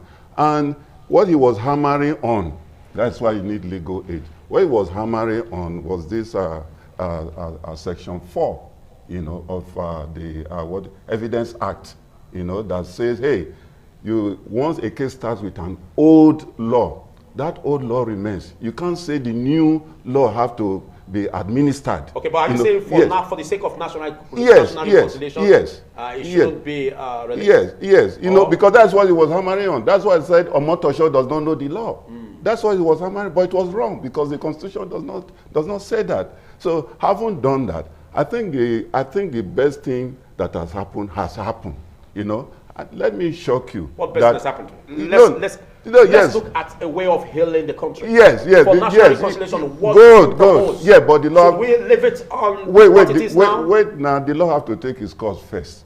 If later in the future, like President Tinubu eventually get amnesty, maybe 10 years time. Something where I don't know. But let the law take its course first. Then after that, the president may do the needful. All right, let's get a thought on that, Pastor Greg. But before that, let's quickly take your call. Good morning, caller. Tell us your name and where you're calling from quickly. This is my name. I'm calling from GRA. We didn't get the name. Repeat it again, please. Edos. Edos. Okay. Go ahead, Edos. Hello. Good morning. If you recall, my dear brother who is listening, the World War II, this matter started when one Yusuf started this war against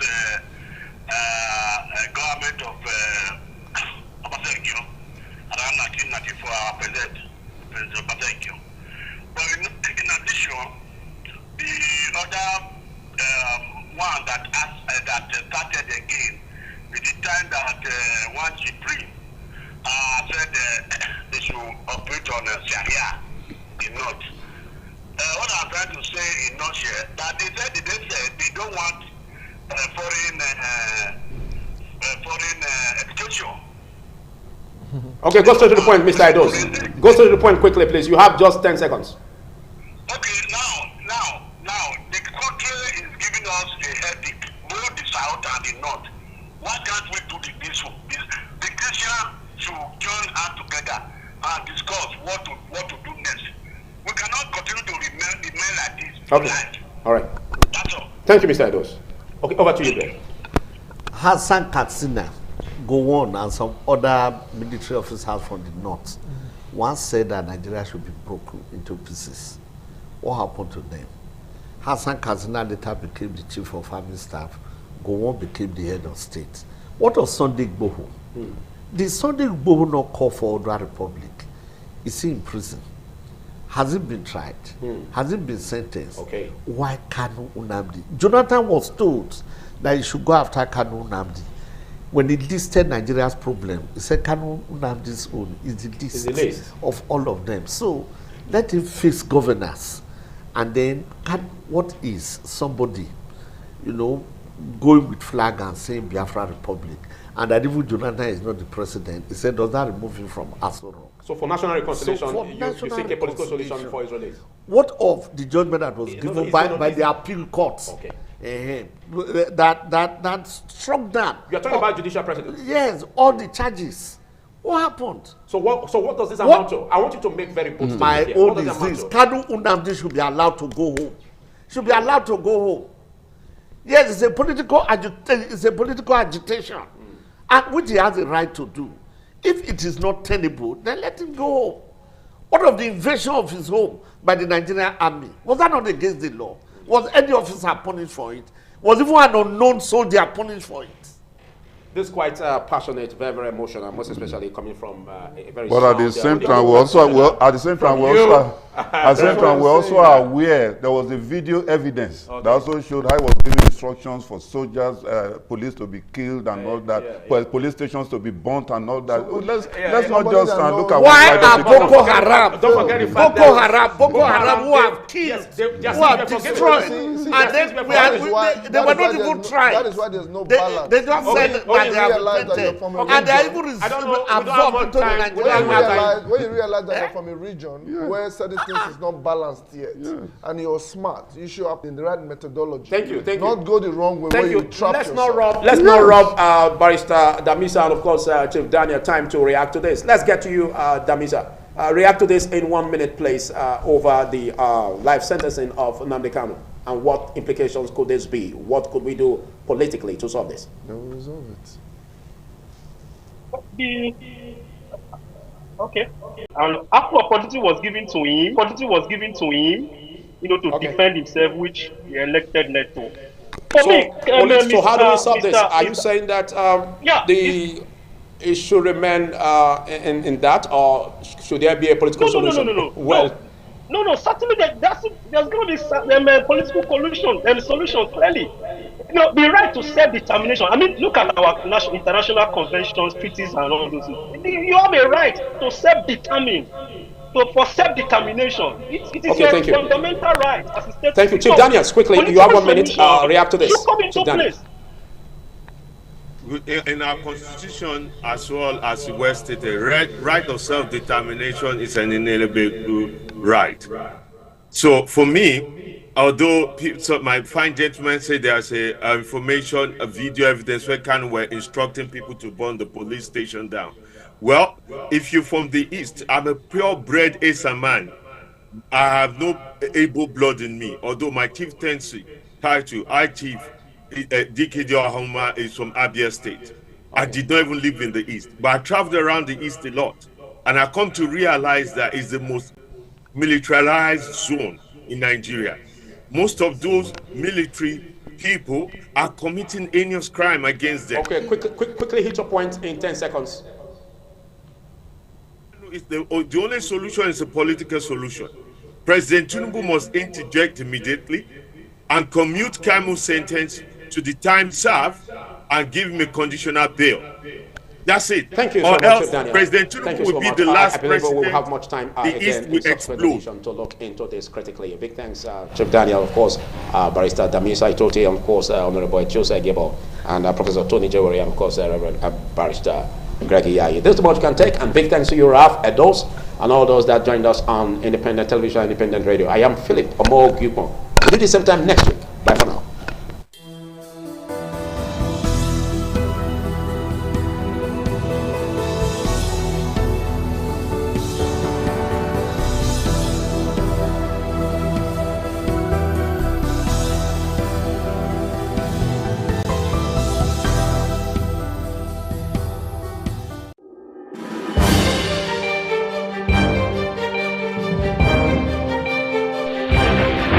This is ITV. Certainly the best.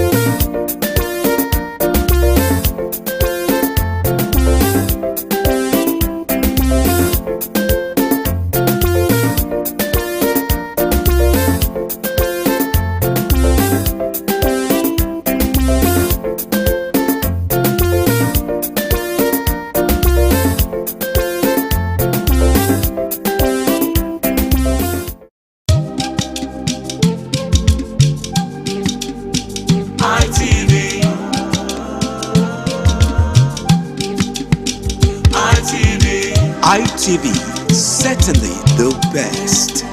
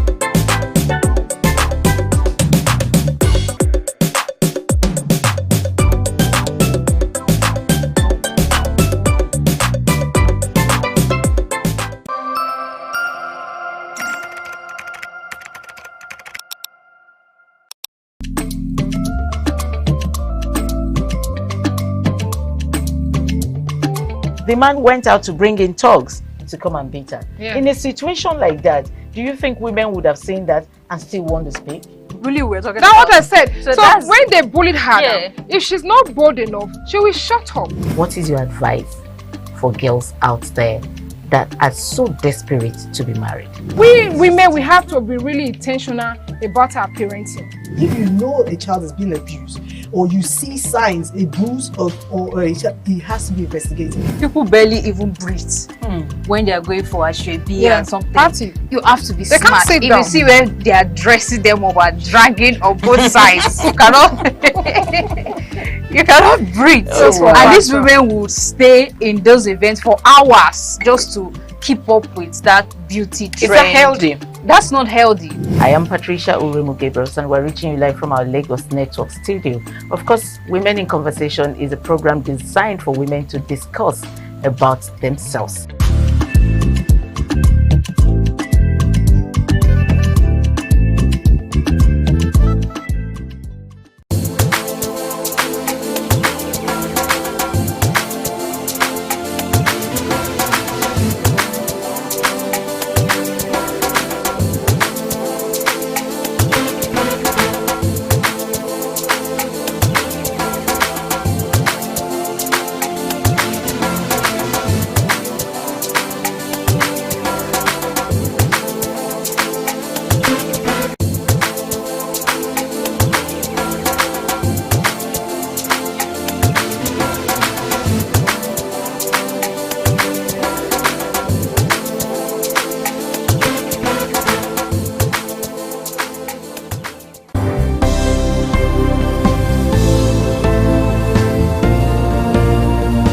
Thank you very much for joining us on the program Healthy Living. What is the kidney? The kidney is an excretory organ in the body, which is for metabolism. Tuberculosis affects many organs in the body, but the common ones it usually affects is the lungs. Epilepsy is a neurological problem. Okay. It is an injury in the brain which causes someone to begin to convulse, to go into fits. It is curable, but the cure is a long-term thing. If you eat well and avoid those risk factors that will make your immunity to be down, then the risk of contracting tuberculosis will be reduced. If you're healthy, then you're wealthy.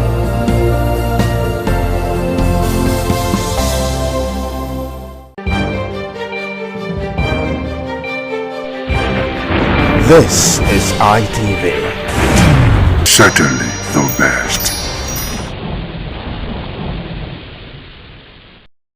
Church, and it was a very bizarre situation because it was a live streaming. There was a live streaming going on, and when gunmen were masked attacked the church, and people were just scrambling and running, and a lot of problems. You won't believe it. Even politicians. The recent crisis in PDP has even led to the new chairman of PDP, one of the factions of PDP, to openly call on President Trump to intervene. President Trump, from what we gathered before now, had said that there's genocide against Christians. And the federal government said, no, there's nothing like that. There was mixed reactions. Some people said, no, there's nothing like that. No genocide. The attack is not targeted. Christians are attacked. Members of other faiths are attacked. But with the recent kidnap in Kebbi, the recent attack in Kwara creates a very disturbing situation in Nigeria. So that's the reason, the essence of this topic. We are looking at the disturbing insecurity, the disturbing trend of disturbing threat to the security in Nigeria in all states. We would highlight some states, even in Edo State, we'll talk about it. Just yesterday, on Wednesday precisely, we had a report where our crime correspondent brought a report where the Edo State Police Command assured Edo State residents of adequate security of lives and property against the backdrop of the recent increase in cases of kidnapping and crime. So it's disturbing and it must be tackled. I have very, very distinguished personalities who have made their mark in the society. they've joined me today. I have the director of Ecumenism and Interfaith of the Christian Association of Nigeria, Edo State Chapter, Sir Best Iriabe. Nice to have you on the program. Thank you very much for having me once again. Okay. We also have a leader of congregations, a man that has impacted society positively. He is leading men and women. I'm talking about a renowned clergyman, Bishop Lucky Omonabiese. Nice to have you on the program. God bless you, sir. Thank you very much. So, yes, I'm going to start with the very first direct question, and that will go to Sir Best Iriabe.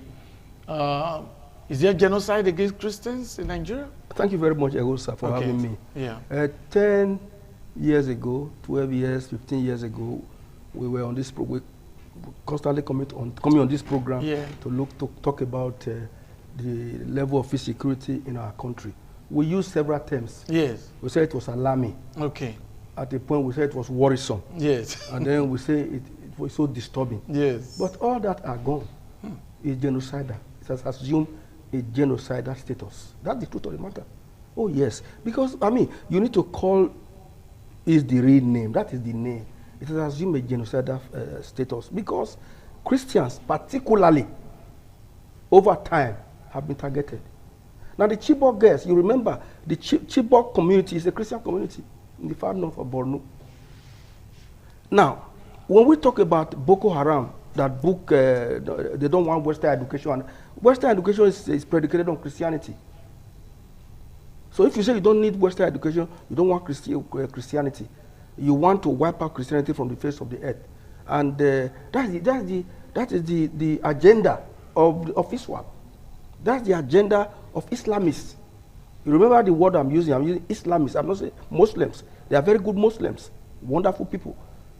But these sort of people, extremists, these extremists who now kill in the name of God or Allah. You know, Allah Akbar means God is the greatest. You are killing somebody, you are destroying somebody, you are beheading people that the same Allah or God has created, and you say He's the greatest. You know, it's a misnomer. I mean, you cannot just put it together. So it has assumed a genocidal dimension. And I want to thank America, Donald Trump, who called it the real name. That's the name, just now. I mean, when people continue to deny it, you know, that's political. We could have been able to wipe it out, but there have been no political will. Imagine Secretary to government only yesterday called a press conference and still denying it.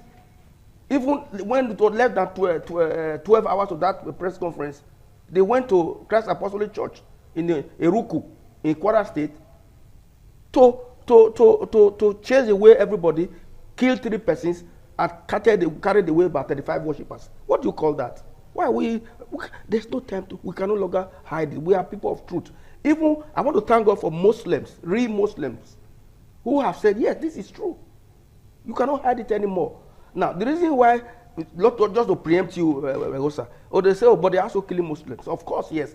The Muslims they are killing are good human beings who have refused to join them.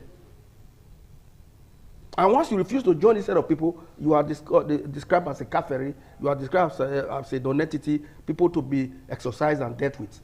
So those set of Muslims do not believe in genocide. They are the people that they are slaughtering.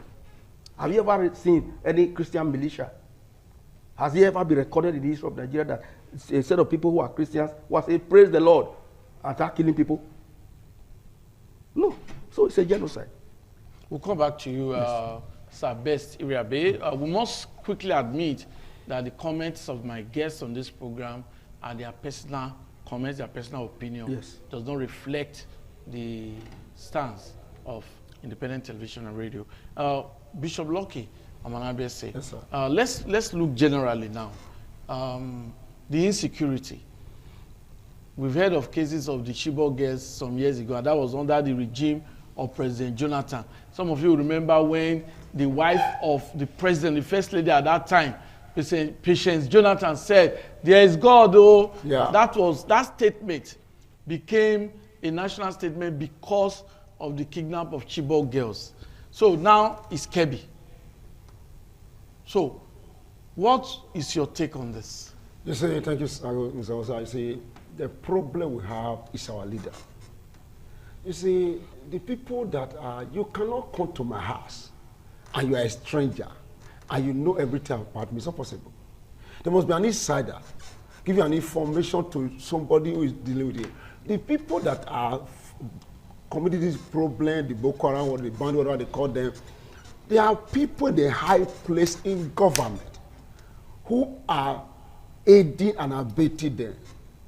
You can't tell me that a general was killed a few days ago, an army general, it's not possible. But because there are so many loopholes by the people who are in authority, some are even eating from this business. It's not a business. It's not a serious business. Therefore, there is no way you can tackle this insecurity in Nigeria because some are making it to war, some making it to worst. Those that are eating from it are worsening it. Those that are trying to make it work are not able to make it work. That is the problem we have in this country. Until there's a drastic action taken by the federal government or the state government or local government, even the only in the street, that's the only way this thing can stop.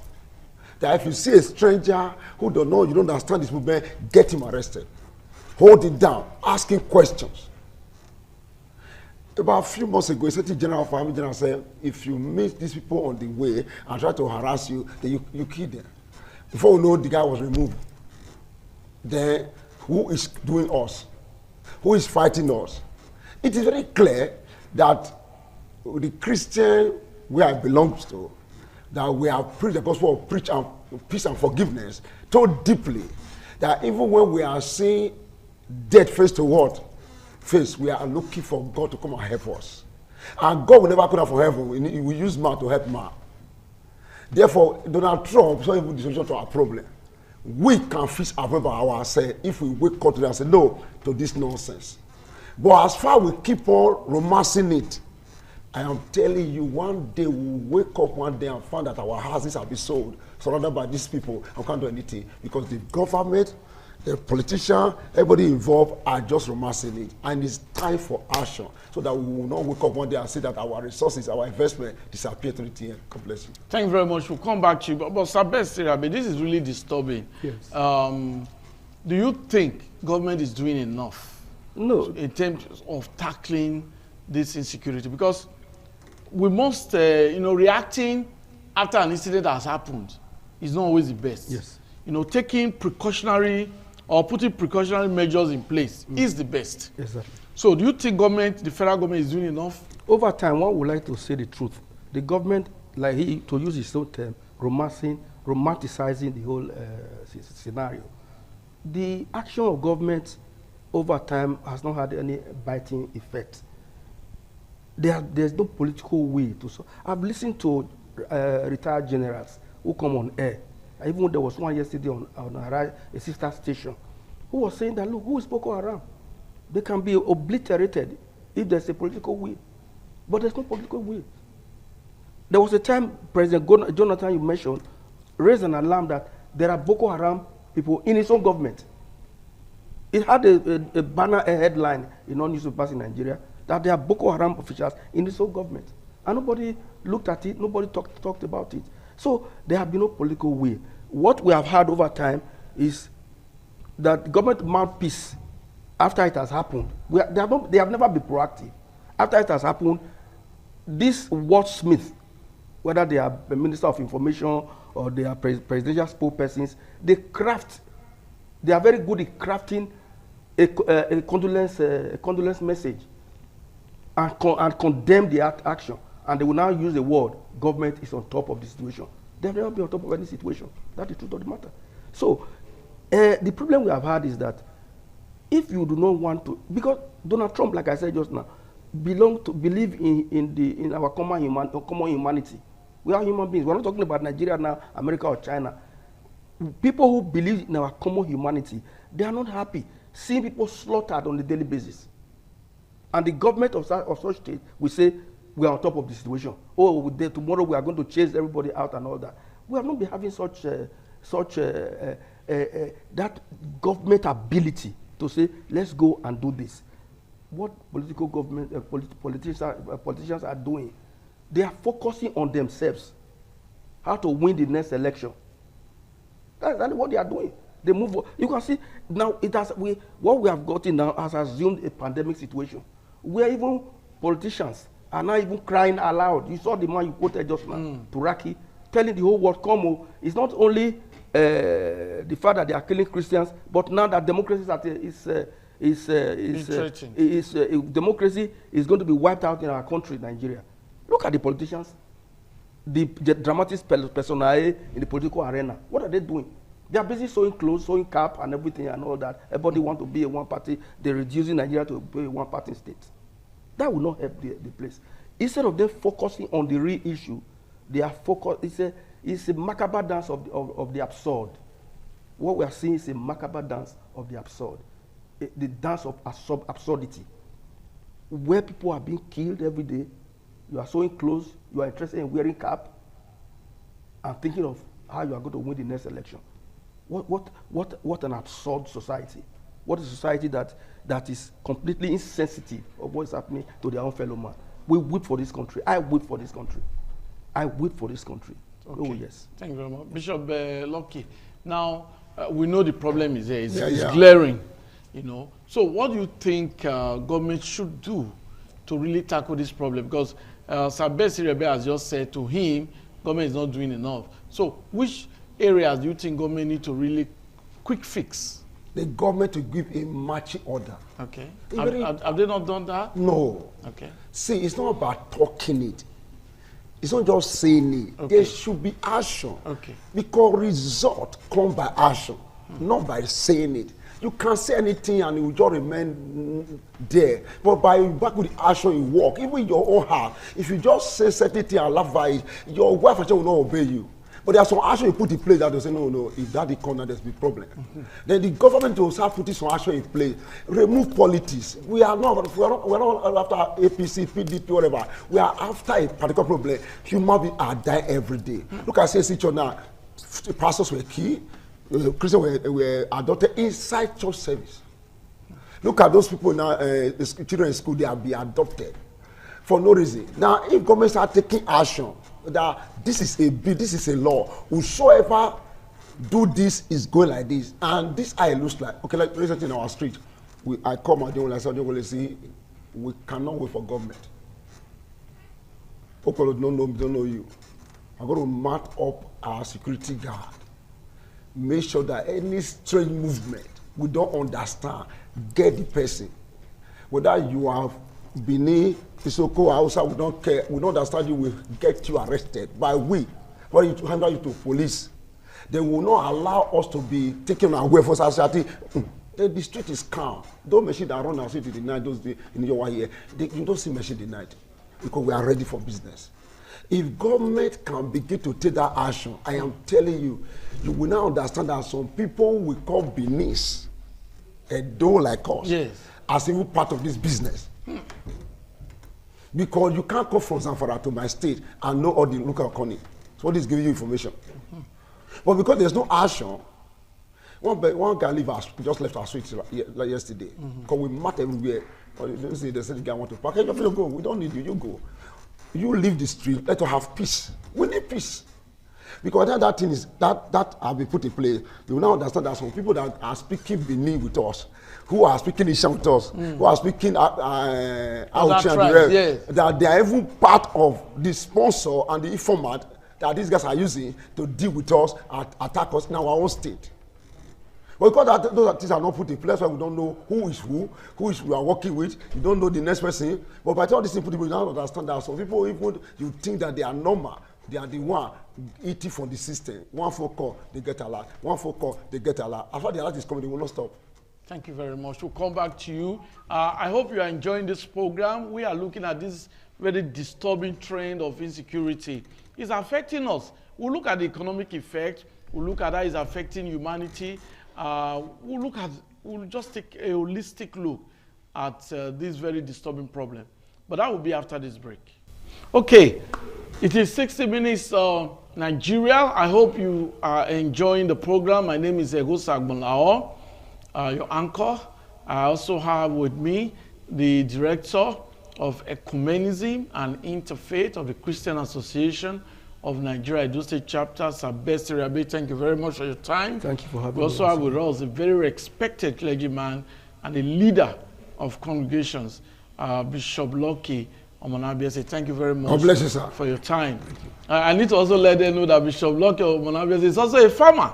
He has always encouraged farming. Yes, Okay, okay, Sabesi Rabi, Yes, now yes. we've agreed that government need to do more than To what step up he's their doing game. now. Yes, yes. President Tinubu refused to travel for an international conference Yes. or meeting because of the security situation, the abduction of 25 students in Kebbi State and the killings in Kwara. Do you think this is the right step in the right direction by President Tinubu?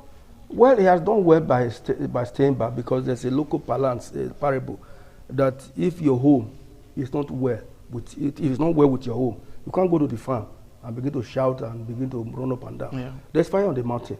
So if he had gone to that place, that would have labeled him, because already they are saying, people have been saying that he's not sensitive to the issue. That would have increased that kind of perception. Now he did well, but let us move beyond rhetorics. Let us give our people a timeline. Between now and the next 6 months, wipe out Boko Haram. When you do that, you encourage the morale of the military need to be boosted. You need to encourage them, very young men in their 16, 17, 18, 20, 19, young people. You need to boost their morale. You need to encourage them. You need to give them the right weapon to face it. My brother was talking about Ode. When we were doing Ode those days, it's not sticks they were holding. We having any attacker. What's the meaning of Ode? Ode, You that need to is, explain. Ode means people in a particular community keeping watch at night over any possible intruder. Okay. But today, it's not that kind of Ode. The intruders that have been brought in from Niger, Chad, because of politics, are resident here with AK-47 in the jungle. So are you going to face those people with ordinary sticks? There's nothing you are going to do. No matter what you are going to do, you can't face those people with ordinary sticks. We must call a spade a spade. That was the beginning. No rebuttal account. It's in the public domain. How these people came to Nigeria from different parts, from our neighboring countries. And these people didn't go back. They are now here. They were weaponized. They had the sophisticated weapons. They invaded our forest, and they are there. Who is going to go to meet them in the forest with ordinary sticks or a Dane gun, that long Dane gun? As you see people carrying Dane gun, as I was coming just now, I see some boys vigilante with Dane gun. That is a huge joke. Now, first of all, let the government, let everybody in Nigeria say, look, there's a problem. Let government not begin to defend the indefensible. If you kill Muslims, are they not Nigerians? Are they not human beings like us? If you kill Christians, are they not human beings? If you killed practitioners of African traditional religion, are they not human beings? Do they need to be killed? Let everybody agree that there's a genocide. And let us see what can be done to wipe them out. If we are not able, why can't we look for assistance? When Trump never said he was going to invade Nigeria, he said if we cannot longer, he said because they have been, he accused Nigeria of being lethargic, the Nigerian government of being lethargic in confronting the situation. And therefore, if you are so lethargic, let us come and help you to stamp it out.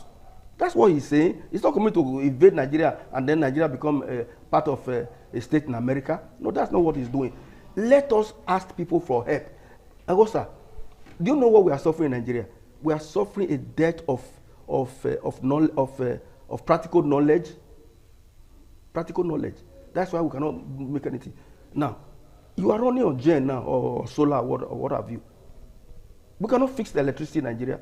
Why can't we go and ask people to come and help us? Is the shame? We can't. There's no water. There are no roads in Nigeria. Let's go and ask people how they are doing it in other places. We go to other climes to see what's going on there. I was coming just now. I stood at the red light stopped me around Siloko. The man behind me was blaring. I said, look, we have to maintain the red light. He pulled out and shouted on me, are you the one who will go to change Nigeria? and sped off. But if such a person is in Europe or America, he will obey. So everything is near collapse, total collapse. What we are seeing now is how to win a next election. Nigeria is now gravitating towards a one-party state. They are not thinking of what we are talking about now. They are not even listening to us. how they are going to retain their seat, how they are going to perpetrate themselves in power. It's what they are talking about. That's what we are suffering in Nigeria. Nigeria has money. God has blessed Nigeria. We have everything in Nigeria. Come to think of it, Ewosa, you plant, if in this studio now, if you were able to dig it and remove the tiles and everything and get to the soil and plant plantain or cassava or whatever, in the next 6 or 7 months, you come and repeat. This is Nigeria for you. You understand what I'm saying? A young man told me in Israel once, when I told him, when I saw, I went to banana plantation, the labor they engage in trying to plant banana or plantain, they will build a house for it, cellophane house, they will be all kinds of labor. I was looking, I said, my friend, come to my place. I don't need to labor the way you are laboring now. I need to just put it in my back house. And I go away. He said, and then in some time, a few months time, I come and reap. He said, is there a nation like this? I said, yes, that's called Nigeria. But we are not harnessing it. We are not using it. We are a country of money mongers. People who love money. These are the people we have in Nigeria. Lovers of money can never make it. People in Nigeria want to grab, they want to take everything, me, myself, and my generation. They have all the money and all that. That's what their mind is fixed on that. To have all the money under their bed and be spending so that they themselves, their generations to come, will not suffer. Those are the kind of people we have in Nigeria. A people who are morally and financially profligate. Even morally profligate. These are the people we have in Nigeria. Okay, so if we sit down to say, look, this problem, we have identified it, let's solve it. It can be solved. Thank you very much, Sir Besiri Abe. Before we get the comments of Bishop Lucky Omonabiase, we'll take a brief break now. And I must tell you that this disturbing trend, we need to dissect it, we need to evolve solution. Because I believe that government agencies can actually heed advice of my guests. And you never can tell. Could be useful. But that will be after this break. What a delight to have you on the program. It's always a delight because you spending your 60 minutes with us on the program makes us very happy. And we are looking at a very disturbing trend of the security situation in Nigeria. My guests have emotionally made their comments, and I think that government need to do more. But members of the public can also call in and make their contributions. Like we always say on this program, do not use any derogatory language, do not insult anybody, but just make your comments for us to have a good Nigeria. The security situation is really disturbing. How can we tackle it? That's the essence of this program. We are not castigating anyone. We are not speaking against anyone. All we need is a better society for everyone. You need to understand our position. We are not against any religion. We are not against any sect. We are not against anybody. We are just talking about the situation in Nigeria. Nigeria needs to be a good country where people can sleep with their 2 eyes closed, where people can move at night without being afraid, you know, where people can travel without being afraid. Not everybody can pay for flight tickets. So you need to still travel on the road. We need adequate security. So that's the program. You can call in. The phone number will be displayed. We'll allow you make your comment while my guests continue to provide solution and dissect the topic. Bishop Lucky, now, we've talked about, yes, government needs to do more. Some persons have always said, okay, there's need for community policing, there's need for state police, there's need for state police, there's need for, vigilantes. Do you really think the manpower of the Nigerian police need to be increased through the issue of state police and community policing? Yes. Okay. They have to have state police and community policing with the vigilante, because the vigilante are people that are living in the community who know the area better than any other person. And when those are involved, plus state police for federal police, with all these people come together with the agreement of the force, you will see that even if they cannot overcome the crime 100%, only 80% will be done. Okay, thank you, Bishop. We'll come to you. Good afternoon, the very first caller. What's your name? Where are you calling from? Hello, good afternoon. Yes, your name, where are you calling from? My name is Alaji Okay. Calling from where? I'm calling from Benin. Okay. Okay, make your points. I want to commend our speaker in the studio. They have been doing justice to this topic. Okay. To one of us. Thank you. The issue we are deliberating is a very simple matter. To me, all we are just saying by corruption is the one leading us on this corruption. As I speak to you now, the IG of police of this country, I think we're supposed to retire. This is the first time we have seen the IG who have spent more than 35, who have spent more than retiring age, being appointed by the president to continue living that as illegal IG. So we don't, and they keep on telling us press release. With Nigeria, we don't need press release. We need action. So to be doing this in action, let us, okay, let us Christian or genocide. Christian are dying, Muslims are dying. Are people supposed to be dying in this country? To be blessed to be France. Are people supposed to be dying? We cannot move around again. Most of us used to now, we are just afraid of this being in Nigeria. I don't know why. When we were growing up, this was not like this in the country. We are begging there. We are begging there. And I speak to you now, the current government now, there's only like 2026 in their calendar. If the way they are showing concern on the presidential election 2027, they are also showing concern about this security issue. I think that this time we will be moving freely. So we don't pray the God to save every one of us. Thank you very much. Thank you. I can see the way you are feeling. I told you so many Nigerians are not happy. Like I said, you can also contribute, make your comments so that we can have a good country. Because the future of this country is what matters. Not everybody can japa. Not everybody are even encouraged to japa. If you japa, you leave your country. Who will develop your country? You and I will develop Nigeria. We must stay here. Okay, let's get another caller. Good afternoon. Your name, where are you calling from? Good afternoon, sir. My name is Gabriel from Saple Road. Okay. The question, I thank you so much for handling this program. The question I want to ask you is, number one, what are these people fighting for? What do they really want? If they have been talking to them, oh, let them alone, what do they want? We can see Ukraine, Russia, they are fighting because Russia want to overpower them and take them to their colony. What are they fighting for? Then number two, very important. Why will the president not come out and tell people this is what is going on? Anyone successive leader that come, we hide it. Anyone that come, we hide it. Jonathan was hiding it. Buhari came, the same thing. Now, Tinubu, who said he want to, he want to rule. Why will he not tell people this is what is happening? And my prayer is America should come. It's my prayer, fervent prayer, and God will make them come. I just read online now that he never make ordinary empty threat. That's what that lawmaker who received Nigeria, that when he never received ordinary threat, he must fulfill his promise. God will bring them down to save us in Jesus' name. Thank you very much.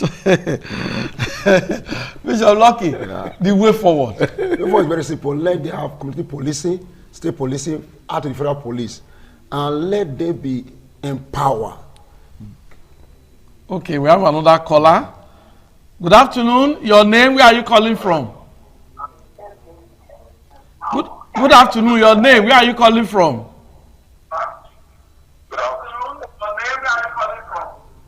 Good afternoon. My name is Mila Ifinedo. My name is Mila Ifinedo. I'm calling from Benin. Go on. We're having network issue with you. Just go on. Okay. I think we're having network. The thing is re-echoing and coming back. Please, you can call again. Maybe it will be better. Okay, we have another caller. Good afternoon. Your name, where are you calling from?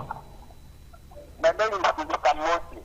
Okay. From Saple Road. Okay. What I say for this issue is, all those ethnic English people here, for the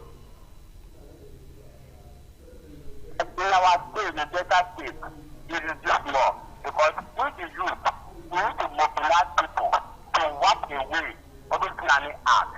Oh, no, we don't want you to mention the name of any tribe. Because we have some very good Fulani people. I actually served as a copper very many years ago in Katsina State. They were very nice to me. I lived with them. We used to buy what they call rago. Rago means ram suya. We used to buy that in the evening as a copper in Katsina State. So they are good Fulani people. They are good Hausa people. They are good people in the north. I must tell you, I love them. So, but just like in Benin, just like in Edo State, we have good and bad people. So don't mention the name of any tribe because you don't have evidence to say this is a tribe. I love the Fulanis. I love the Hausa people. I love Nigerians. And I believe they love me too. Okay, we have another caller. Good afternoon. Your name, where are you calling from? Okay, go on. What I'm trying to say, as this thing is this now, when people refuse, including our president, he refused to put hand. We in South here, we should expect more tourists coming because they are already open door for them to come inside. They are already here. Those people are here already. So if our governor is not wake up, that we are going to get that problem. That's what I saw. Thank you. Thank you. Thank you. I know what you are trying to say is that there is need for security measures to be put on the ground. We should be proactive, just like my guests have said, not only reacting to what has happened. I know that's what you are talking about. Okay, good afternoon. Another caller again. Your name? Where are you calling from? This is Advocate. I'm calling from Igwebe. Okay, oh, Advocate. Good afternoon. How is Igwebe? Igwebe is fine. Okay, go on. Just as one of the callers has said, really, why is it that the former president from Jonathan to date, why is it that they are not really talking? Why are they not addressing the issue?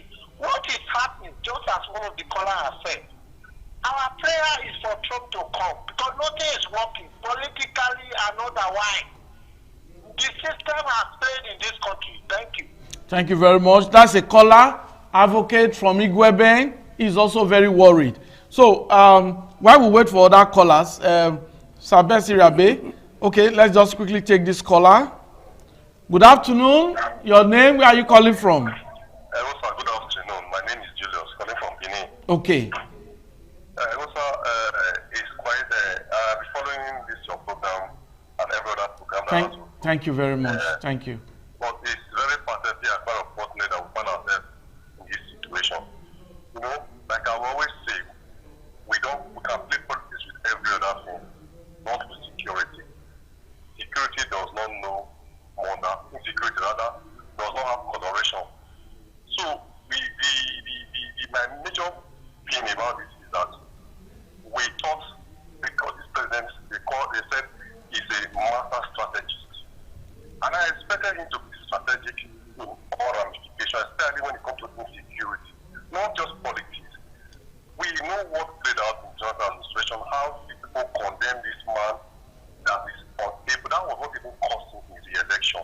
And we expected that these people coming on board, we're going to not to see this kind of issue again. But it's quite sad that 23 or 25 children were kidnapped. And funny enough, we were told that 30 minutes before that kidnap took place, security men were in that school because of DSS intelligence reports.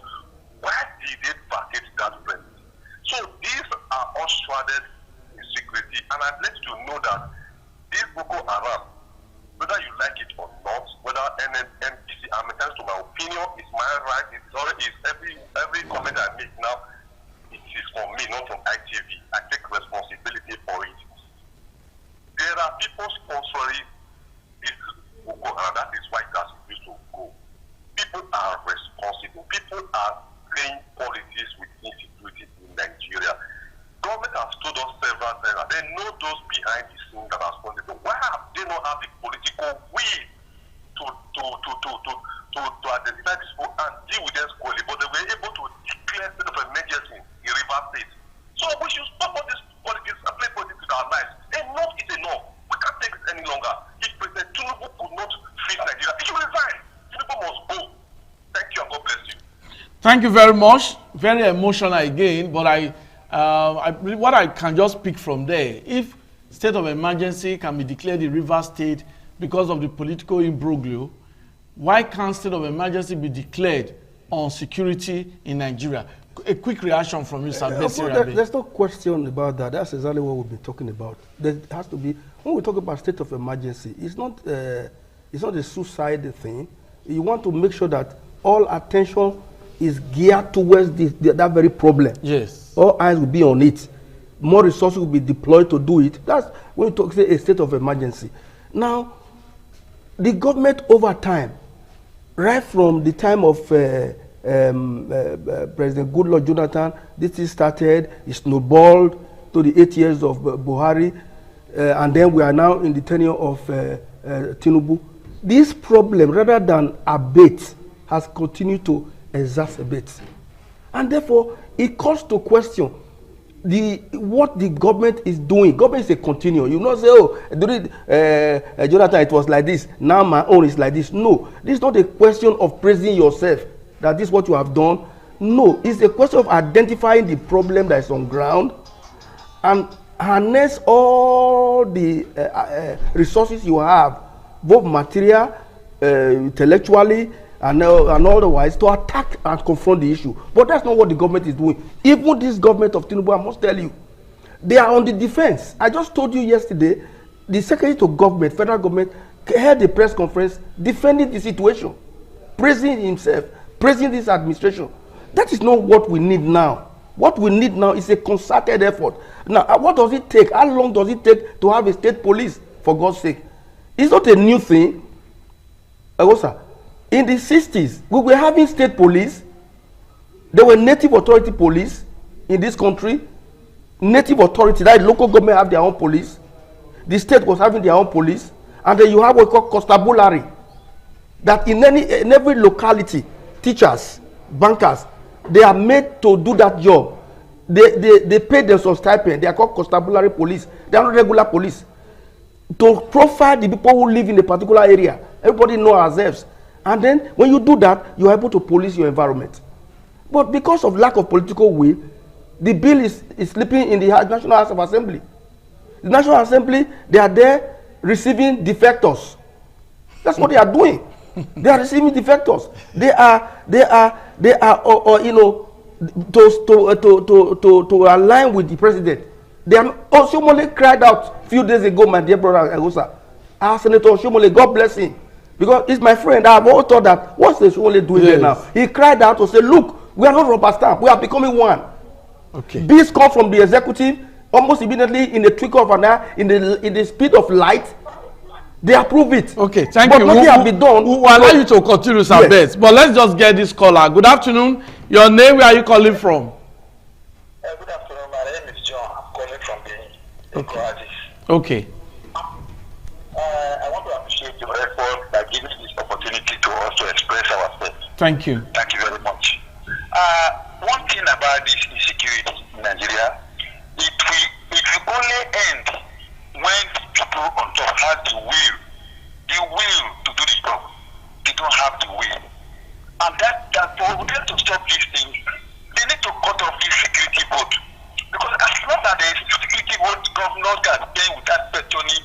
They will always have a way of motivating this thing to reciprocate itself often and often. Because the more the problem is, the more the security vote. I take an example of that one. I got this experience from the former governor in the Delta State. I won't want to mention it. If you remember, before Gwaga, during the Joe and the Shekiri, we know how they motivate the system to spend the security vote.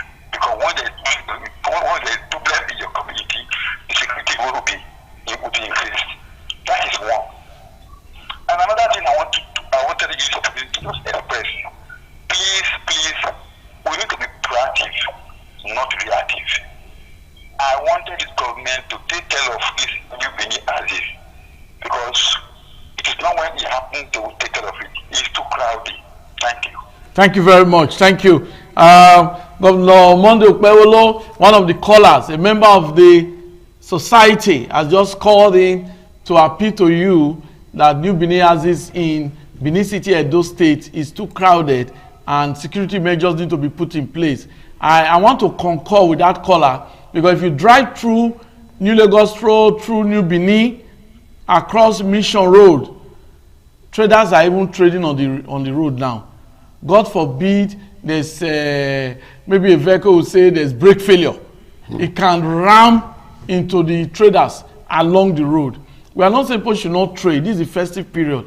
Let them go inside the market. Let them move away from the road. You know. So that's that caller. We have another caller now. Good afternoon. Your name? Where are you calling from?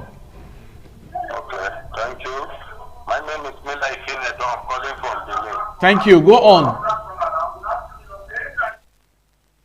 As I said before, sir, my name is Mila Ifenedo. I'm calling from Benin, Kenwa Road here.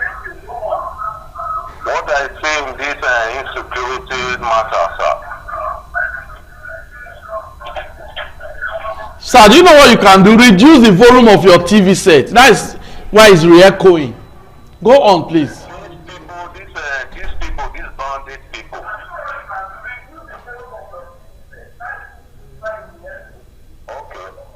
Okay, these bandits in the north side, sir. These people, they call them, they were political thugs.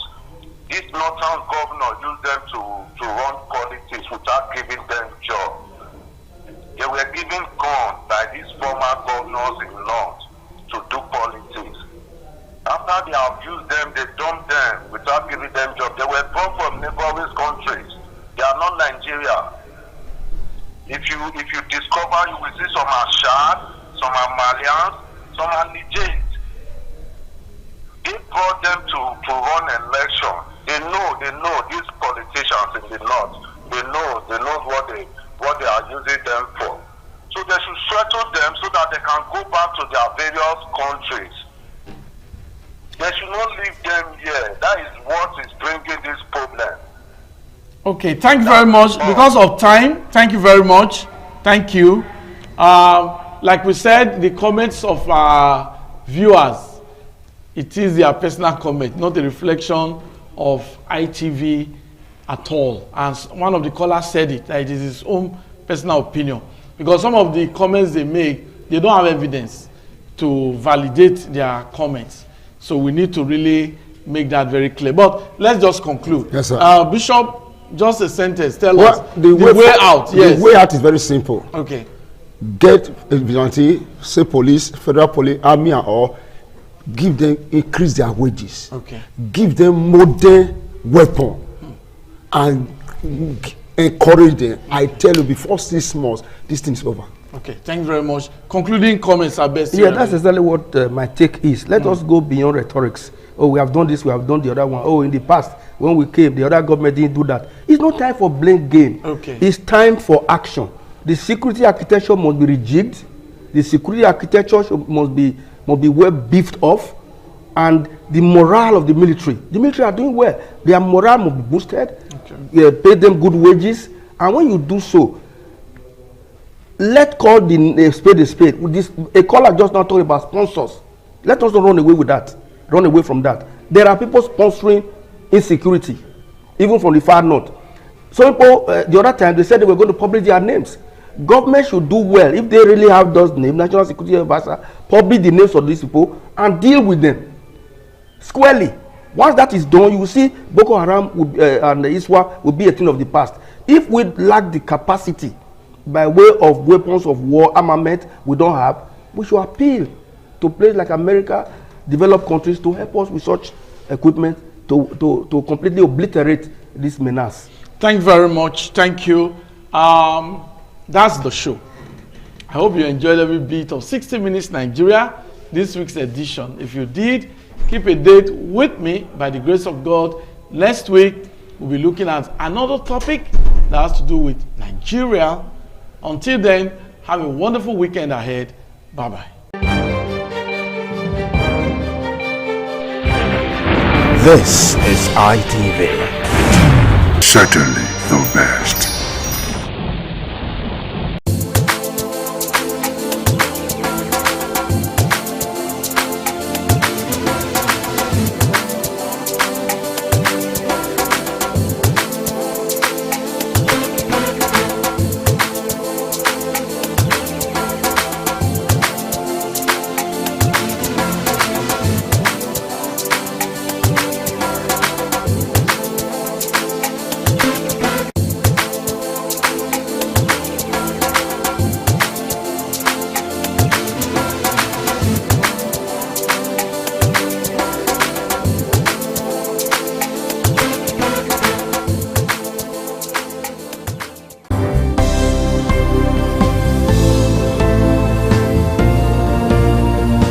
Thank you very much for joining us on the program Healthy Living. What is the kidney? The kidney is an excretory organ in the body which is for metabolism. Tuberculosis affects many organs in the body, but the common ones it usually affects is the lungs. Epilepsy is a neurological problem. Okay. It is an injury in the brain which causes someone to begin to convulse, to go into fits. It is curable, but the cure is a long-term thing. If you eat well and avoid those risk factors that will make your immunity to be down, then the risk of contracting tuberculosis will be reduced. If you're healthy, then you're wealthy.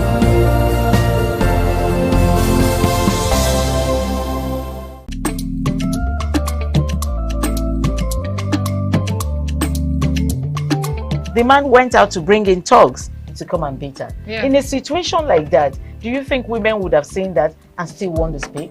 Really, we're talking That's about. what I said. So that's- when they bullied her, Yeah. now, if she's not bold enough, she will shut up. What is your advice for girls out there that are so desperate to be married? We women, we have to be really intentional about our parenting. If you know a child is being abused, or you see signs, a bruise or a child, it has to be investigated. People barely even breathe when they are going for a shrebi and something. You have to be They can't smart. sit If down. you see when they are dressing them up or dragging on both sides, you cannot breathe. And these women would stay in those events for hours just to keep up with that beauty trend. Is that healthy? That's not healthy. I am Patricia Uremu Gabriels and we're reaching you live from our Lagos Network studio. Of course, Women in Conversation is a program designed for women to discuss about themselves.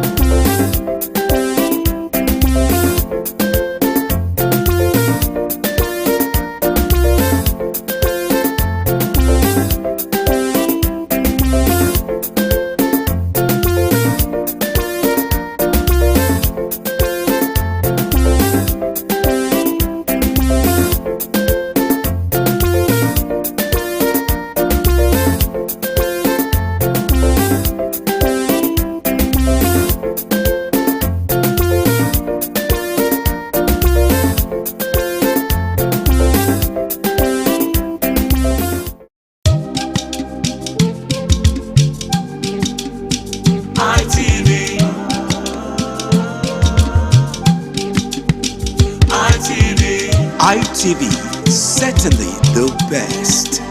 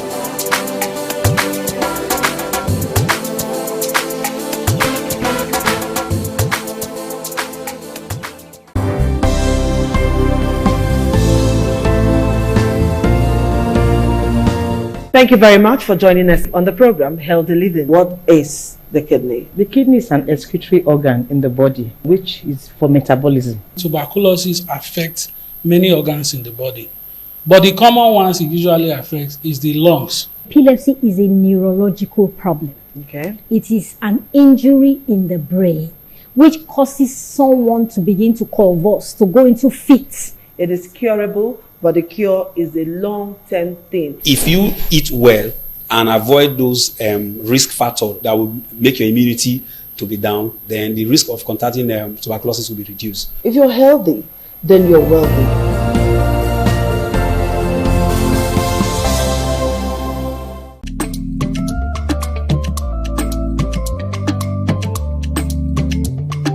The man went out to bring in thugs to come and beat her. Yeah. In a situation like that, do you think women would have seen that and still want to speak?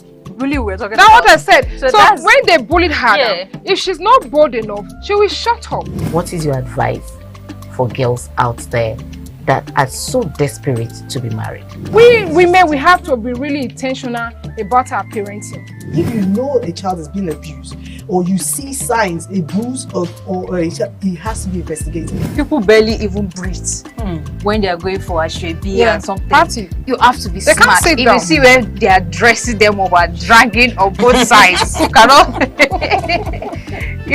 breathe. And these women will stay in those events for hours just to keep up with that beauty trend. Is that healthy? That's not healthy. I am Patricia Uremu Gabriels and we're reaching you live from our Lagos Network studio. Of course, Women in Conversation is a program designed for women to discuss about themselves.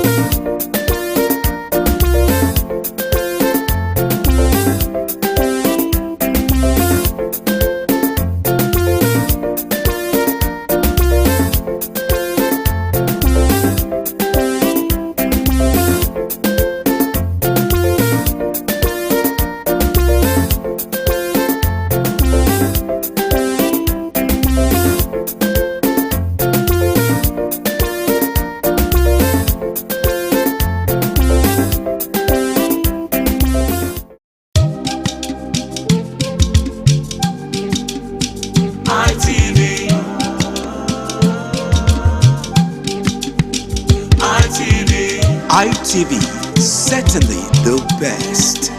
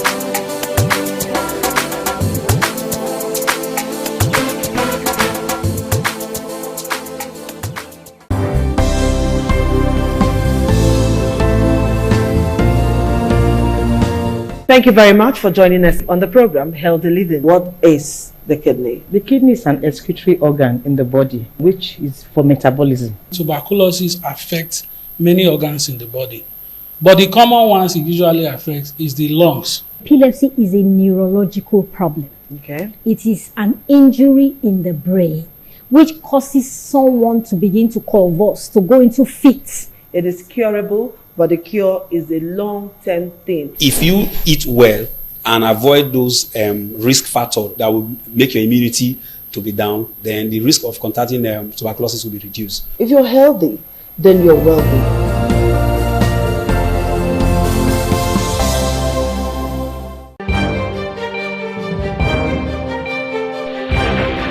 This is ITV. Certainly the best.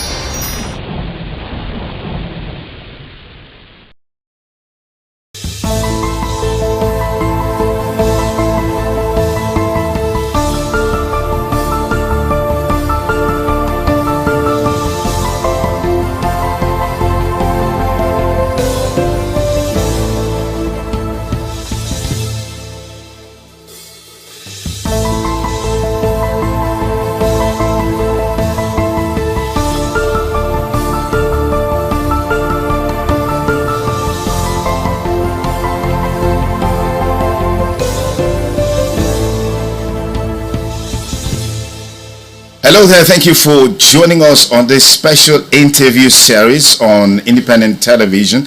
And I'm Sonny Duke Okosun. Our guest today on the program is the Ambassador of the European Union to Nigeria and ECOWAS. As a matter of fact, the Ambassador of the European Delegation to Nigeria and ECOWAS, His Excellency Ambassador Gauthier Mignon. Thank you for obliging us your time.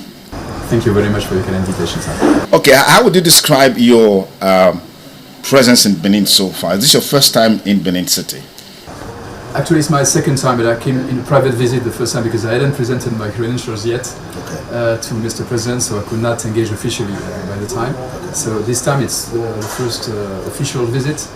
And I came really with an intention to see how, to review the cooperation we are having with Edo State and to try to see how we can scale it up. But I took the opportunity to visit yesterday to participate to a private preview of the Museum of West African Arts here in Edo State, which is a project that I already saw last year when I came first to Benin City. Also, so how would you describe the level of partnership between the European Union and, of course, Nigeria, and particularly Edo State? Well, with Nigeria, the European Union, together with its member states and its development banks, which we call Team Europe, I think is the first partner, is Nigeria's first partner in many areas, in trade and investment in particular, and also in cooperation in many areas. And we have 730 million euros in grants for bilateral cooperation with Nigeria between 2041 and 2027, plus also sizable amounts of loans, subsidized loans.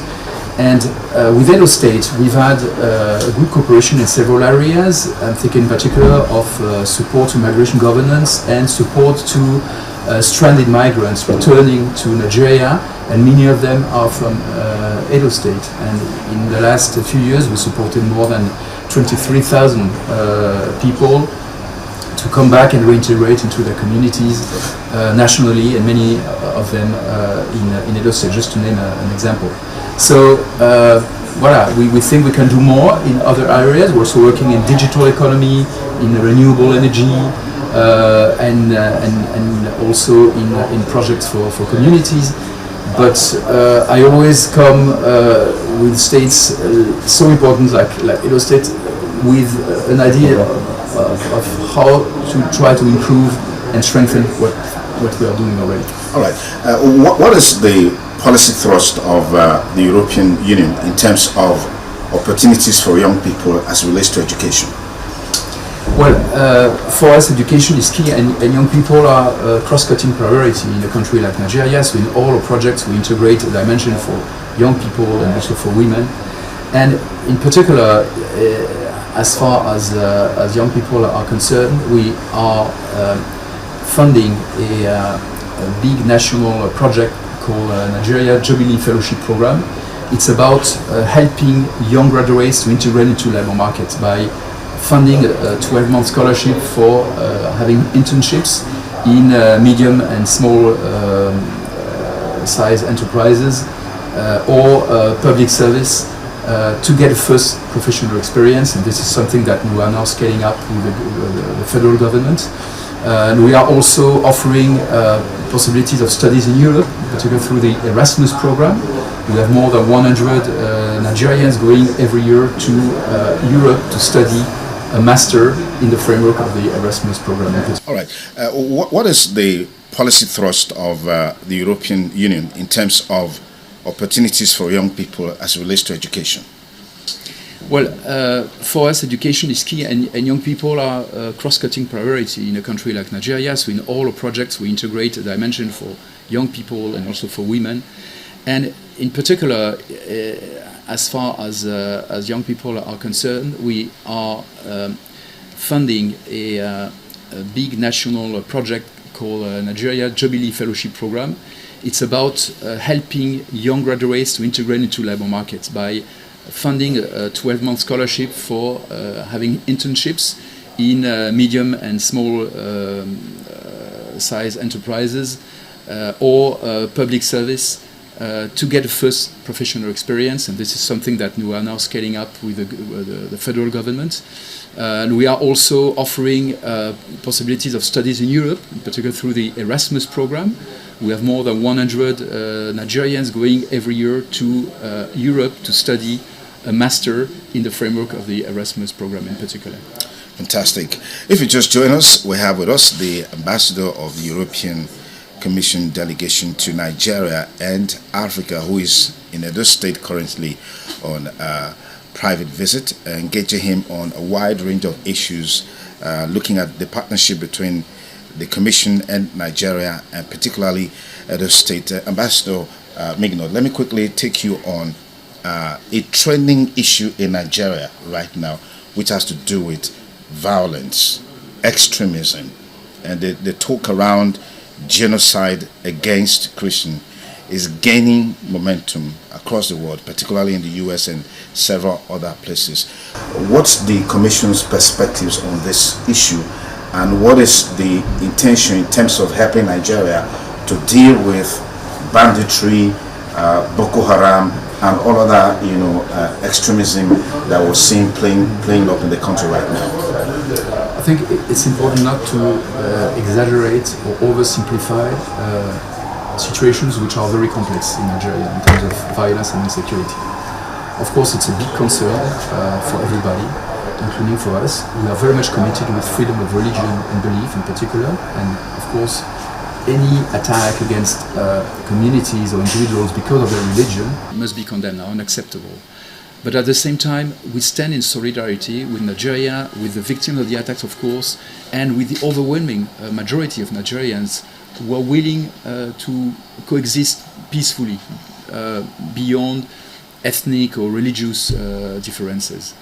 And so we stand in solidarity with Nigeria to fight the many drivers of violence and insecurity, and religion is only one of them. And we've been supporting Nigeria for many years through many projects of peace building, of de-radicalization, demobilization of former members of non-state armed groups, for instance. And we are ready to do more. The European Union some 12 years ago received the Nobel Prize for Peace. And so we always feel the necessity to be up to this great distinction that we received, to work on peace building, to work also and strengthen a relationship on security and defense with Nigeria, but in a spirit of partnership and of respect for Nigeria's sovereignty. Fantastic. You're here specifically because of the Museum of West African Arts, MOA, which of course was launched just a few days ago. But what's your take on the current issues surrounding the Museum of West African Arts, particularly against the background of some of the things that happened there, during the inauguration of the center? You were there. I was there. It was not an inauguration of the museum, actually. Okay. It was just a private preview, because the organizer, I think, very wisely decided, as there were some criticisms, to postpone the formal inauguration of the museum. They announced this already a few days ago. And so yesterday was just a private preview for partners, friends, diplomats like myself and other European ambassadors. The EU has no direct involvement in this project. We are not funding this project. We might do it in the future because we want to partner more with museums and cultural institutions in West Africa and Nigeria, but we have no direct involvement so far. So I came here really to see the advancement of this very wonderful project I discovered last year when I came first, which is a great opportunity for Edo State, for Nigeria, and for West Africa. It's a West African museum. It's not about only Benin or Edo State or Nigeria, even. It's West African. And I must say that the experience that we had yesterday was quite unpleasant and deplorable, because this private event on a private property was disrupted by so-called protesters who came in, allowed by the police, because there was security all around, but they left them in. And they disrupted the whole event. So it's exactly how you scale off. You scale off investors and development partners coming in good faith, to partner with your community. And Germany, for instance, has invested 8.5 million euros in this project. If now they see that this project cannot operate normally, the conclusions will be quite clear, not only for Germany but for all European stakeholders. Fantastic. Let's look at a general issue that relates to the involvement of the Western world in Africa in terms of development, in terms of partnership, in terms of insecurity. Talking about partnership, we're seeing the European Union, for example, always disposed to giving loans to African countries, Nigeria inclusive.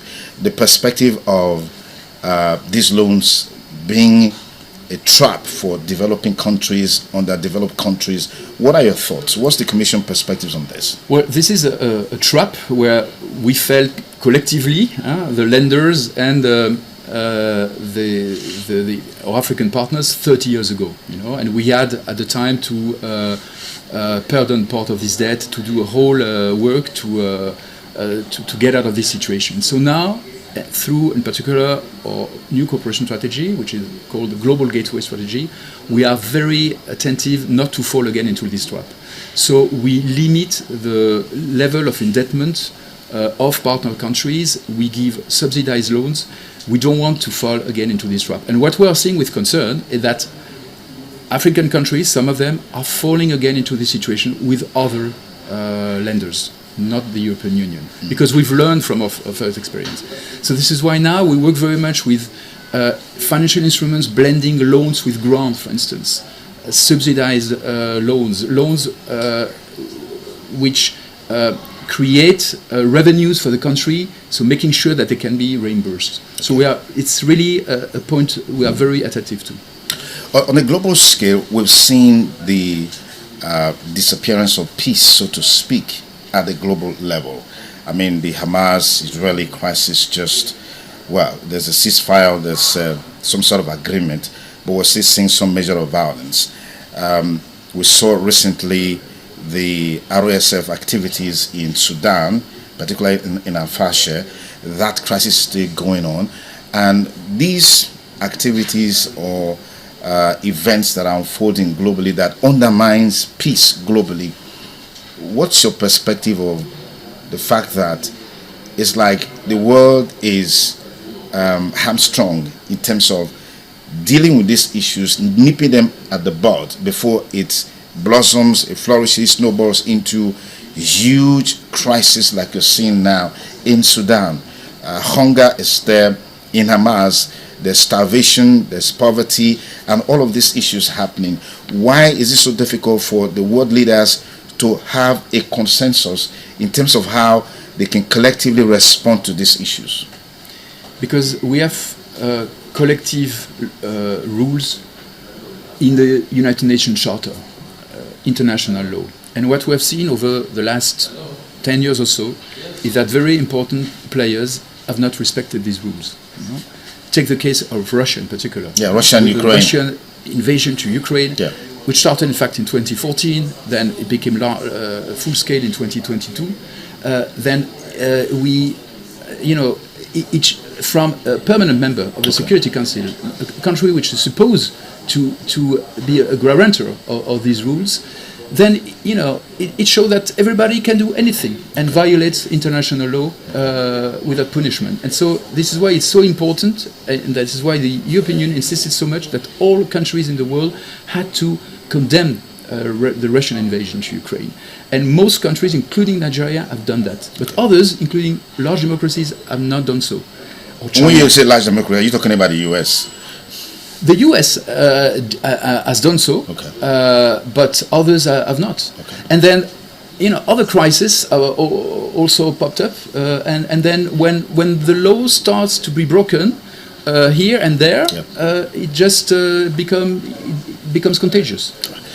Ambassador Gotna Migno, thank you so much for your time. Truly appreciate this conversation. Pleasure. Thank you, sir. Okay, I've been talking with Ambassador Mignot, who is the head of the European delegation to Nigeria and Africa, is currently in Edo State on a visit, and we've been engaging him on a wide range of issues. Thank you for staying with us, and have a beautiful day ahead. Bye for now.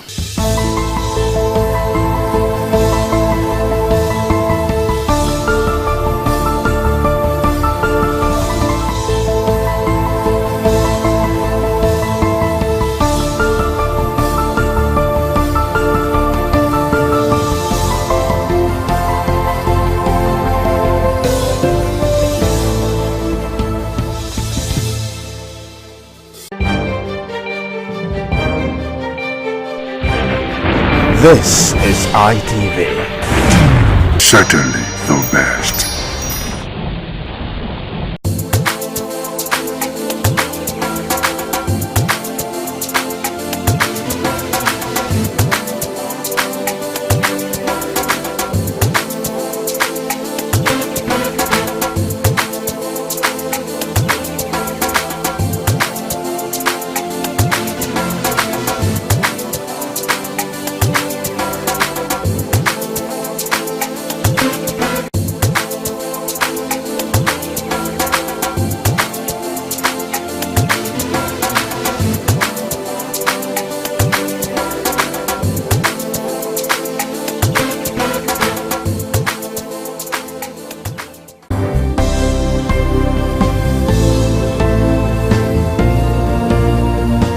Thank you very much for joining us on the program Healthy Living. What is the kidney? The kidney is an excretory organ in the body, which is for metabolism. Tuberculosis affects many organs in the body, but the common ones it usually affects is the lungs. Epilepsy is a neurological problem. Okay. It is an injury in the brain which causes someone to begin to convulse, to go into fits. It is curable, but the cure is a long-term thing. If you eat well and avoid those risk factors that will make your immunity to be down, then the risk of contracting tuberculosis will be reduced. If you're healthy, then you're wealthy.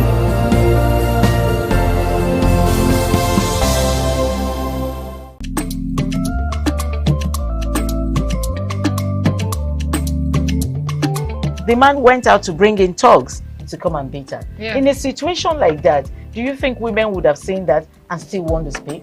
Really, we're talking That's about. what I said. So that's- when they bullied her, now, if she's not bold enough, she will shut up. What is your advice for girls out there that are so desperate to be married? We women, we have to be really intentional about our parenting. If you know a child is being abused, or you see signs, a bruise or a child, it has to be investigated. People barely even breathe when they are going for a shrebi and something. Party. You have to be They can't smart. sit If down. you see where they are dressing them up and dragging on both sides, you cannot breathe. And these women would stay in those events for hours just to keep up with that beauty trend. Is that healthy? That's not healthy. I am Patricia Uremu Gabriels, and we're reaching you live from our Lagos Network studio. Of course, Women in Conversation is a program designed for women to discuss about themselves.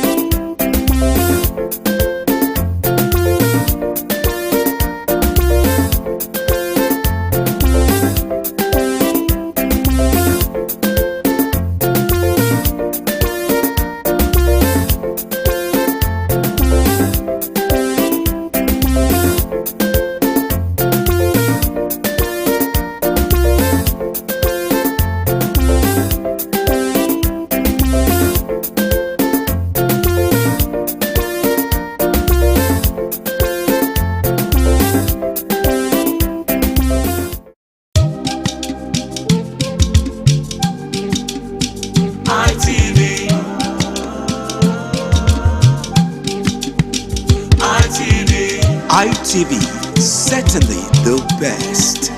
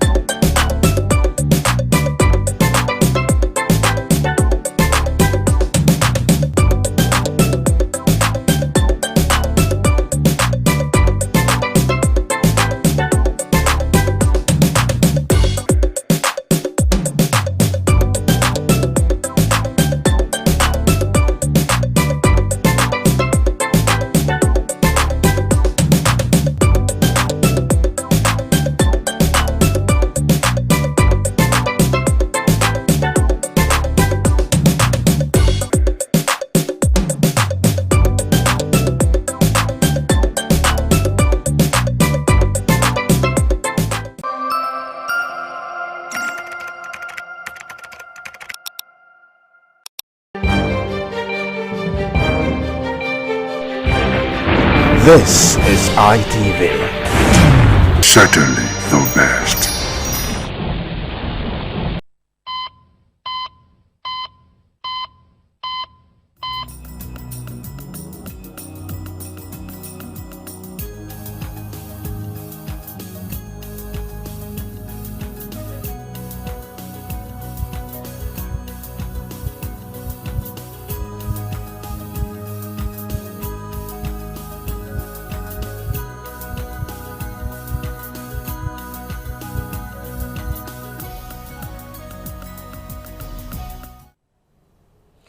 Thank you for joining us today on the program Healthy Living. I'm Adesu Walsall again. A lot of us wonder why somebody will sleep and never wake up. Others will just wonder why a healthy person will slump and die immediately. So many of these questions are heavy in our hearts, but how do we go about it? Some would imply other things to it except for medical reasons. So today, we're going to be talking about sudden cardiac deaths. Sudden cardiac deaths. We'll look at the symptoms, if there are any, causes, and probably we'll get some possible cautions to be taken or adhered to so that we don't fall victim to sudden cardiac death. And who are more susceptible to this problem? Is it the male or female, or is it an everybody thing? These are many more we'll be looking at on the program today on Healthy Living. And joining me to discuss this is Dr. Henry Onwalu, a Senior Registrar Cardiology Unit of the University of Benin Teaching Hospital. A pleasure to have you join me today, Doctor. Good afternoon. Thank you. So, like I said, sudden cardiac deaths. What does it mean? Well, good afternoon, viewers. Just as the name implies, sudden cardiac death. So that suggests an unexpected death that is sudden, usually within an hour of symptoms. And of course, in a patient or in someone with a known or unknown cardiac disease. I say known or unknown because most times people routinely will not go for checkup. So there's an underlying heart problems, but they never knew about it because they didn't get to visit a clinic where a doctor evaluated and said, we have an underlying heart problems, just managing themselves, pushing through until the day there was an incident, and maybe on autopsy or on further investigation, we discovered that there was an underlying cardiac problem. So that's why we say it is sudden cardiac death. This one that is sudden, are there symptoms? Yeah, usually what we call a prodromal phase or signs and symptoms, where the person may feel, you know, unusually weak or fatigue. Sometimes some of them it can come with chest pain, you know, some chest discomfort or chest pain that cannot really be so clear. Just feel some chest discomfort. You know, some of them may have what we call palpitation. Okay. You know, a sudden awareness of one's heart. Usually, the heart beats 247. You don't get to know that your heart is beating. I think you don't get to be aware of the beatings of the heart. But when one begins to feel or be aware of the heartbeats, that's what we refer to as palpitation. Like what kind of feeling should that person have? As the heart is pulsating, you hear, you are aware that my heart is beating too fast, or it's beating irregularly. You know, sometimes there is this feeling of fear, and the heart will suddenly jump. Other times, it could just jump for no reason at all. According to laymen like us, for no reason at all. You say, why is my heart beating like this? There's nothing pushing you, or there's nothing that took you by surprise to have caused that kind of palpitation, but you just feel it. And other times you see people just said, hold on to their hearts, and then the next thing they slum and die.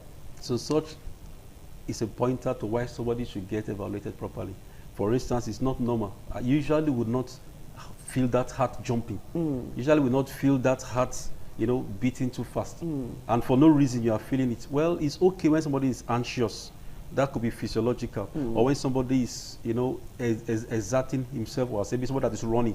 When you run, the physiological response of the heart is you feel your heart beating faster. And for this one, for no reason, you're just going about your normal activity, which you would do before. And you can feel the heart, you know, jumping, like you say, that's what we call palpitation. That suggests that this all is not well. So that one should visit But unfortunately, even at that, I've seen it happen. I say, oh, what I need is a bottle of soft drink. Let me not promote them now. A bottle of soft drink and some water, I'll be fine. You know, I've seen it happen to somebody, and the person just took a bottle of soft drink and said, okay, I think I'm good, without thinking of going to the hospital. You know, the hospital is usually the last place every person will want to visit. And that on its own is, I think that on its own is a pandemic already, because people don't go to hospital until it is 1:15. So now let us look at those with underlying ailment that should be aware of this problem.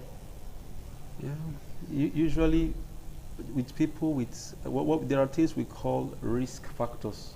Risk factors means what are the conditions that predispose one to having a sudden cardiac death. Okay. And so we could categorize it as nutritional. You can even say genetic. When you say nutritional, things like excessive alcohol comes in here. Of course, excessive alcohol, some persons will have their hearts racing and jumping. And sometimes there are some drinks referred to as energy drinks. I don't want to mention some names now. No, those drinks, please don't mention. We just know the energy drinks, sport drinks. They make you feel alert, energetic. Even sometimes you don't sleep.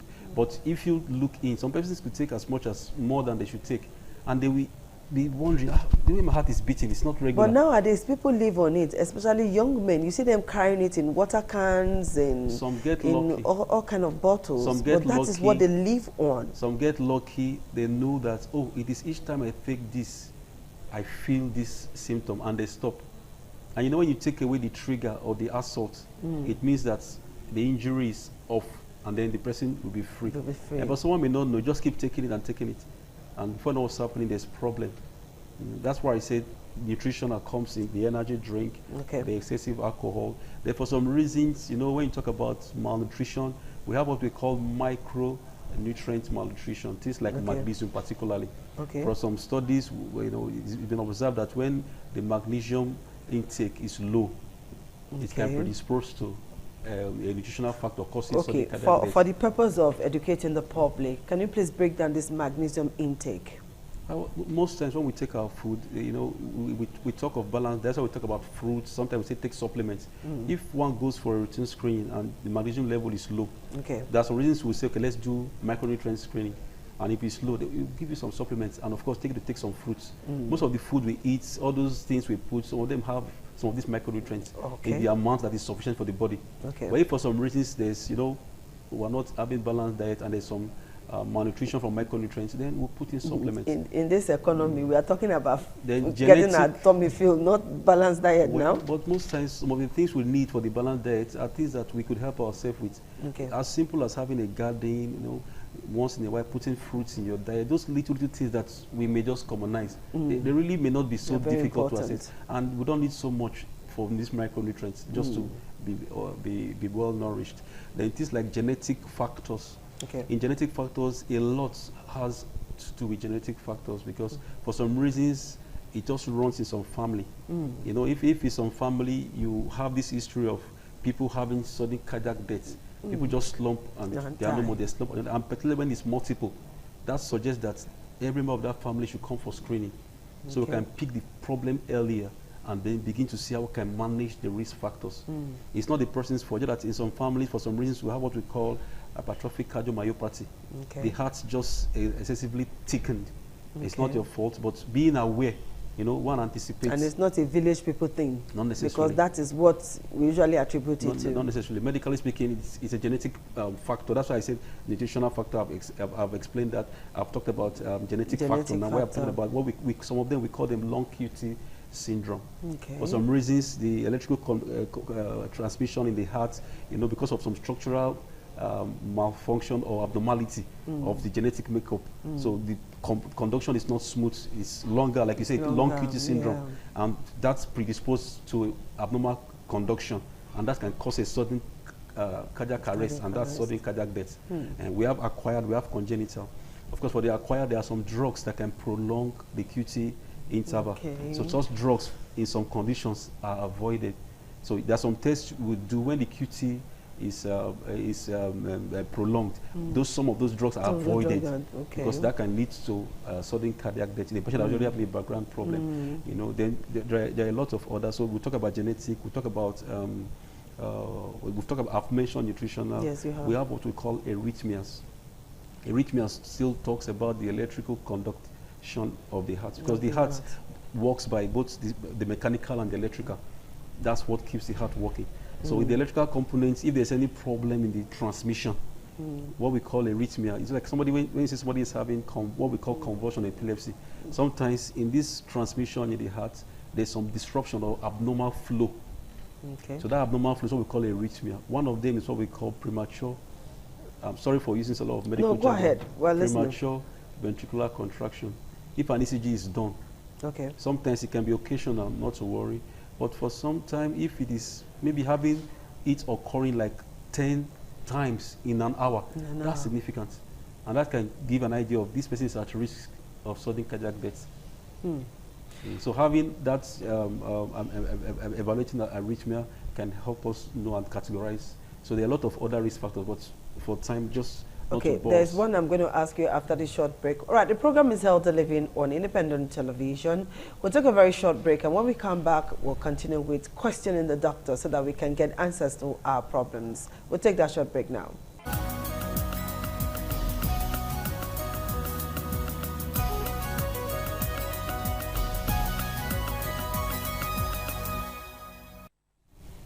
All right, thank you everyone for staying tuned. We're still on Healthy Living, and I'm talking with Dr. Onwalu. All right, doctor, what is the relationship between obesity and sudden cardiac death? Yeah, the list, I didn't exhaust all the list for risk factors causing sudden cardiac death. Well, we have modifiable risk factors and non-modifiable risk factors. One of such is things like genetic factor. You don't determine your genetic components. You are giving birth to that way. Things like your age. But we can manage it. Well, identifying it helps us to manage and try and see how we can avoid things that can trigger it. But we have no control. Things like increasing age is a risk factor for sudden cardiac death. Okay. So we have no control. We age per second. But the second that goes by, I'm getting older, I'm not getting any younger. So you have no control over that. But things like weight, what is obesity? The body mass index is one of the criteria we use to define obesity. Either abdominal girth or body mass index. Either way you see it, those are things we use to objectively assess obesity. So if we go by BMI, obesity means that the weight for height is more than, most times we say 25 and above to 29.9, according to WHO, we say it's overweight. Then anything 30 and above, we say it's obesity. So this poses a risk for coronary heart disease, cardiovascular disease, and of which, once there's a cardiovascular disease, that means that there's a background underlying heart problem, and that's a risk factor for sudden cardiac death. So that's the relationship between obesity and sudden cardiac death. So for obesity also, you know, one of the things that it's modifiable.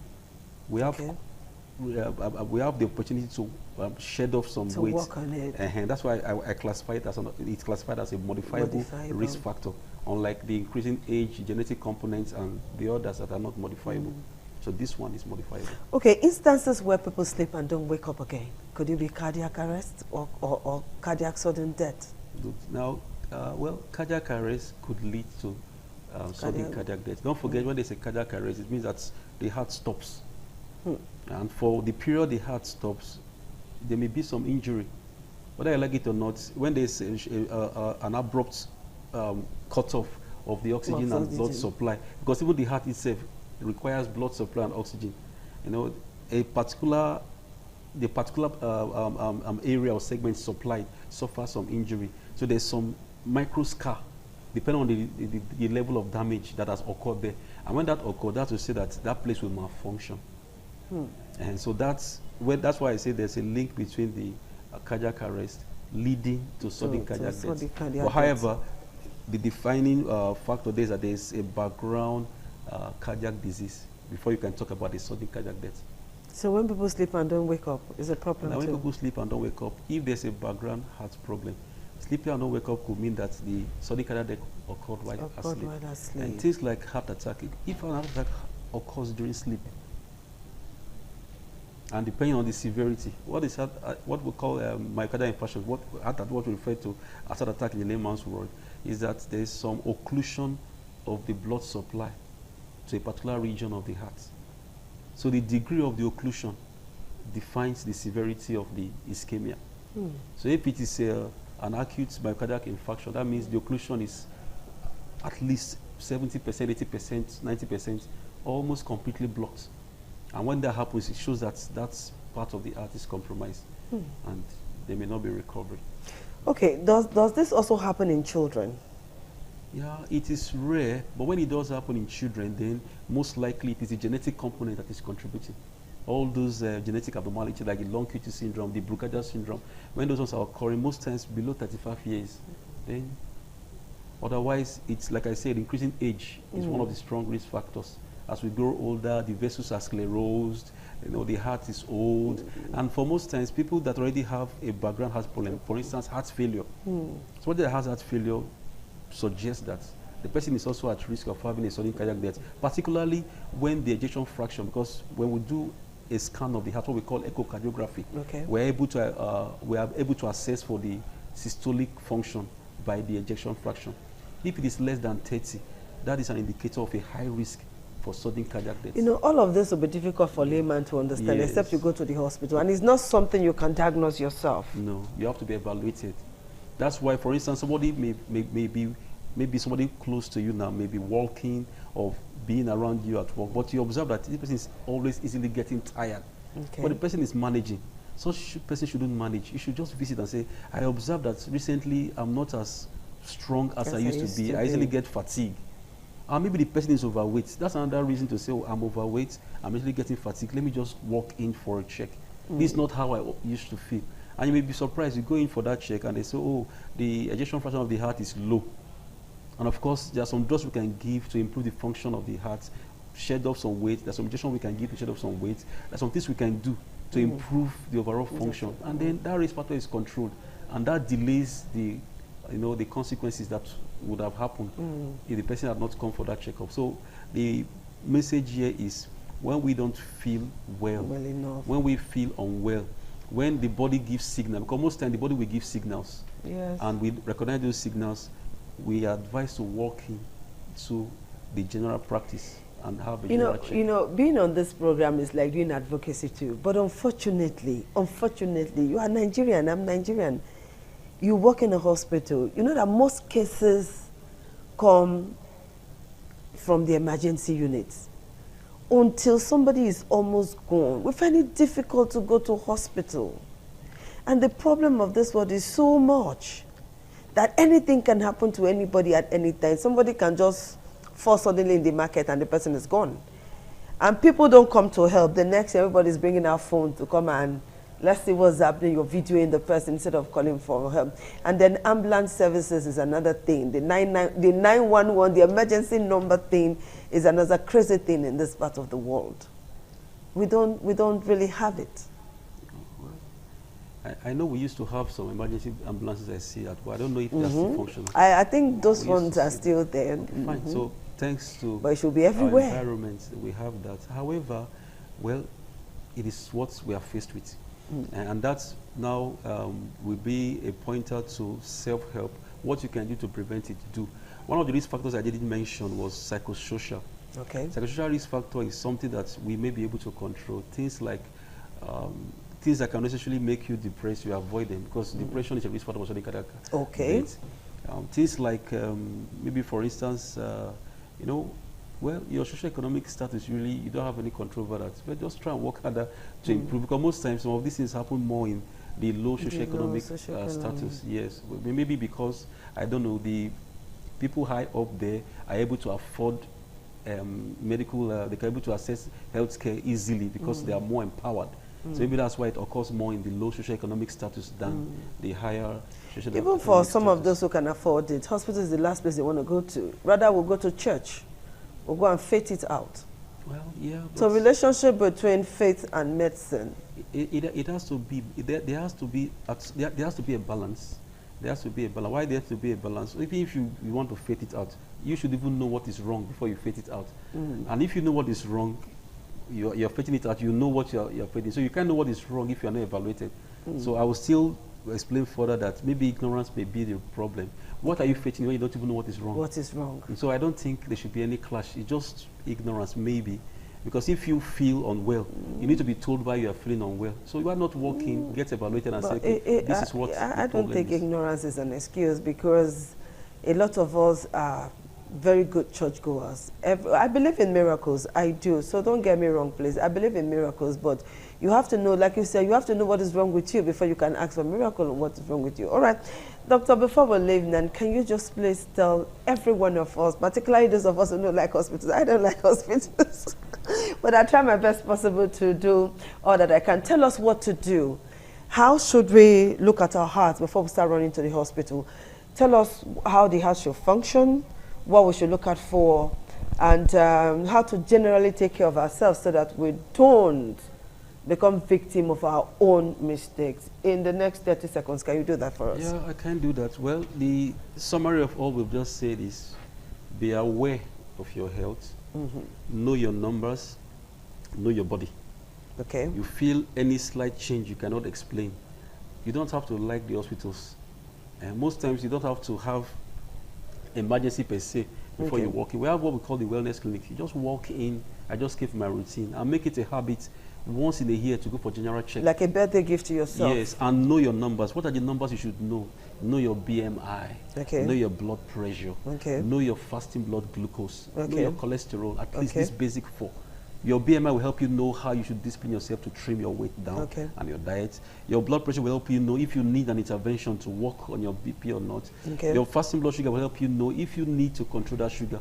And of course, your cholesterol will help you know if you need to control your cholesterol. And if you can do this on your routine check at least once in a year, then at least you've done the minimum you should do.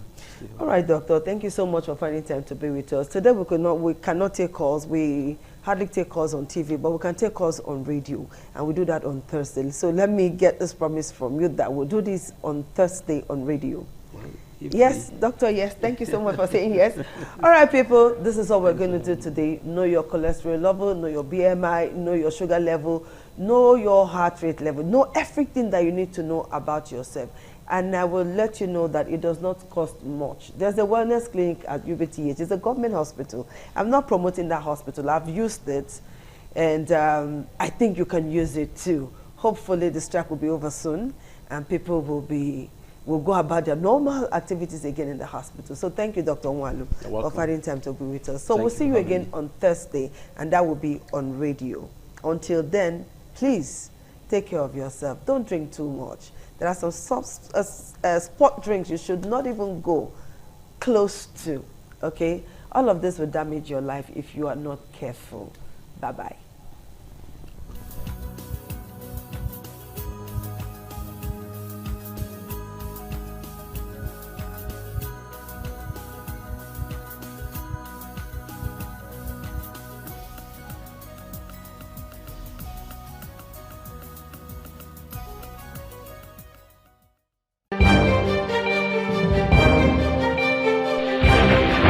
This is ITV. Certainly the best.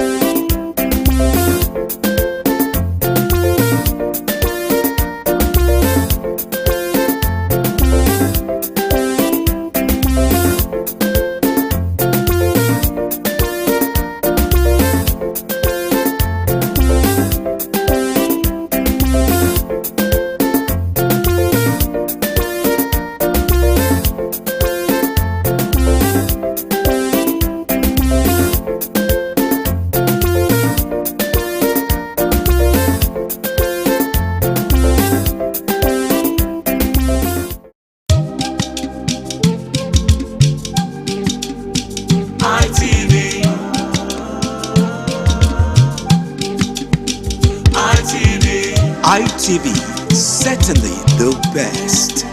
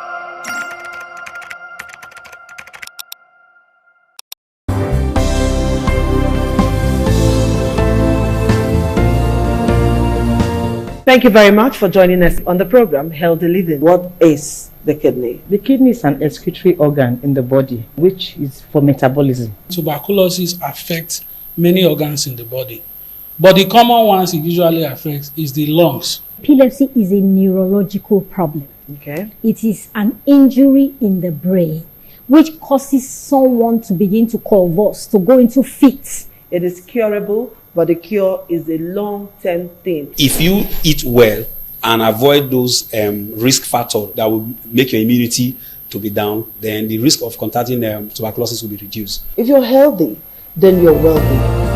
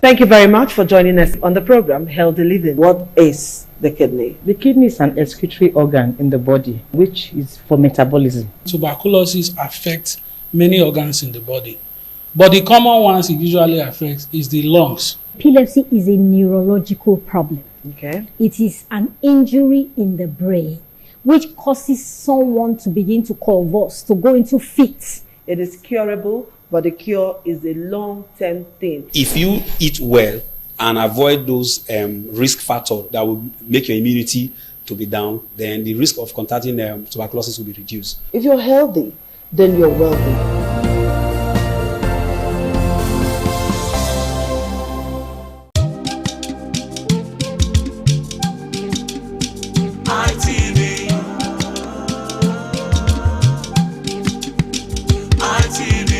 ITV, certainly the best.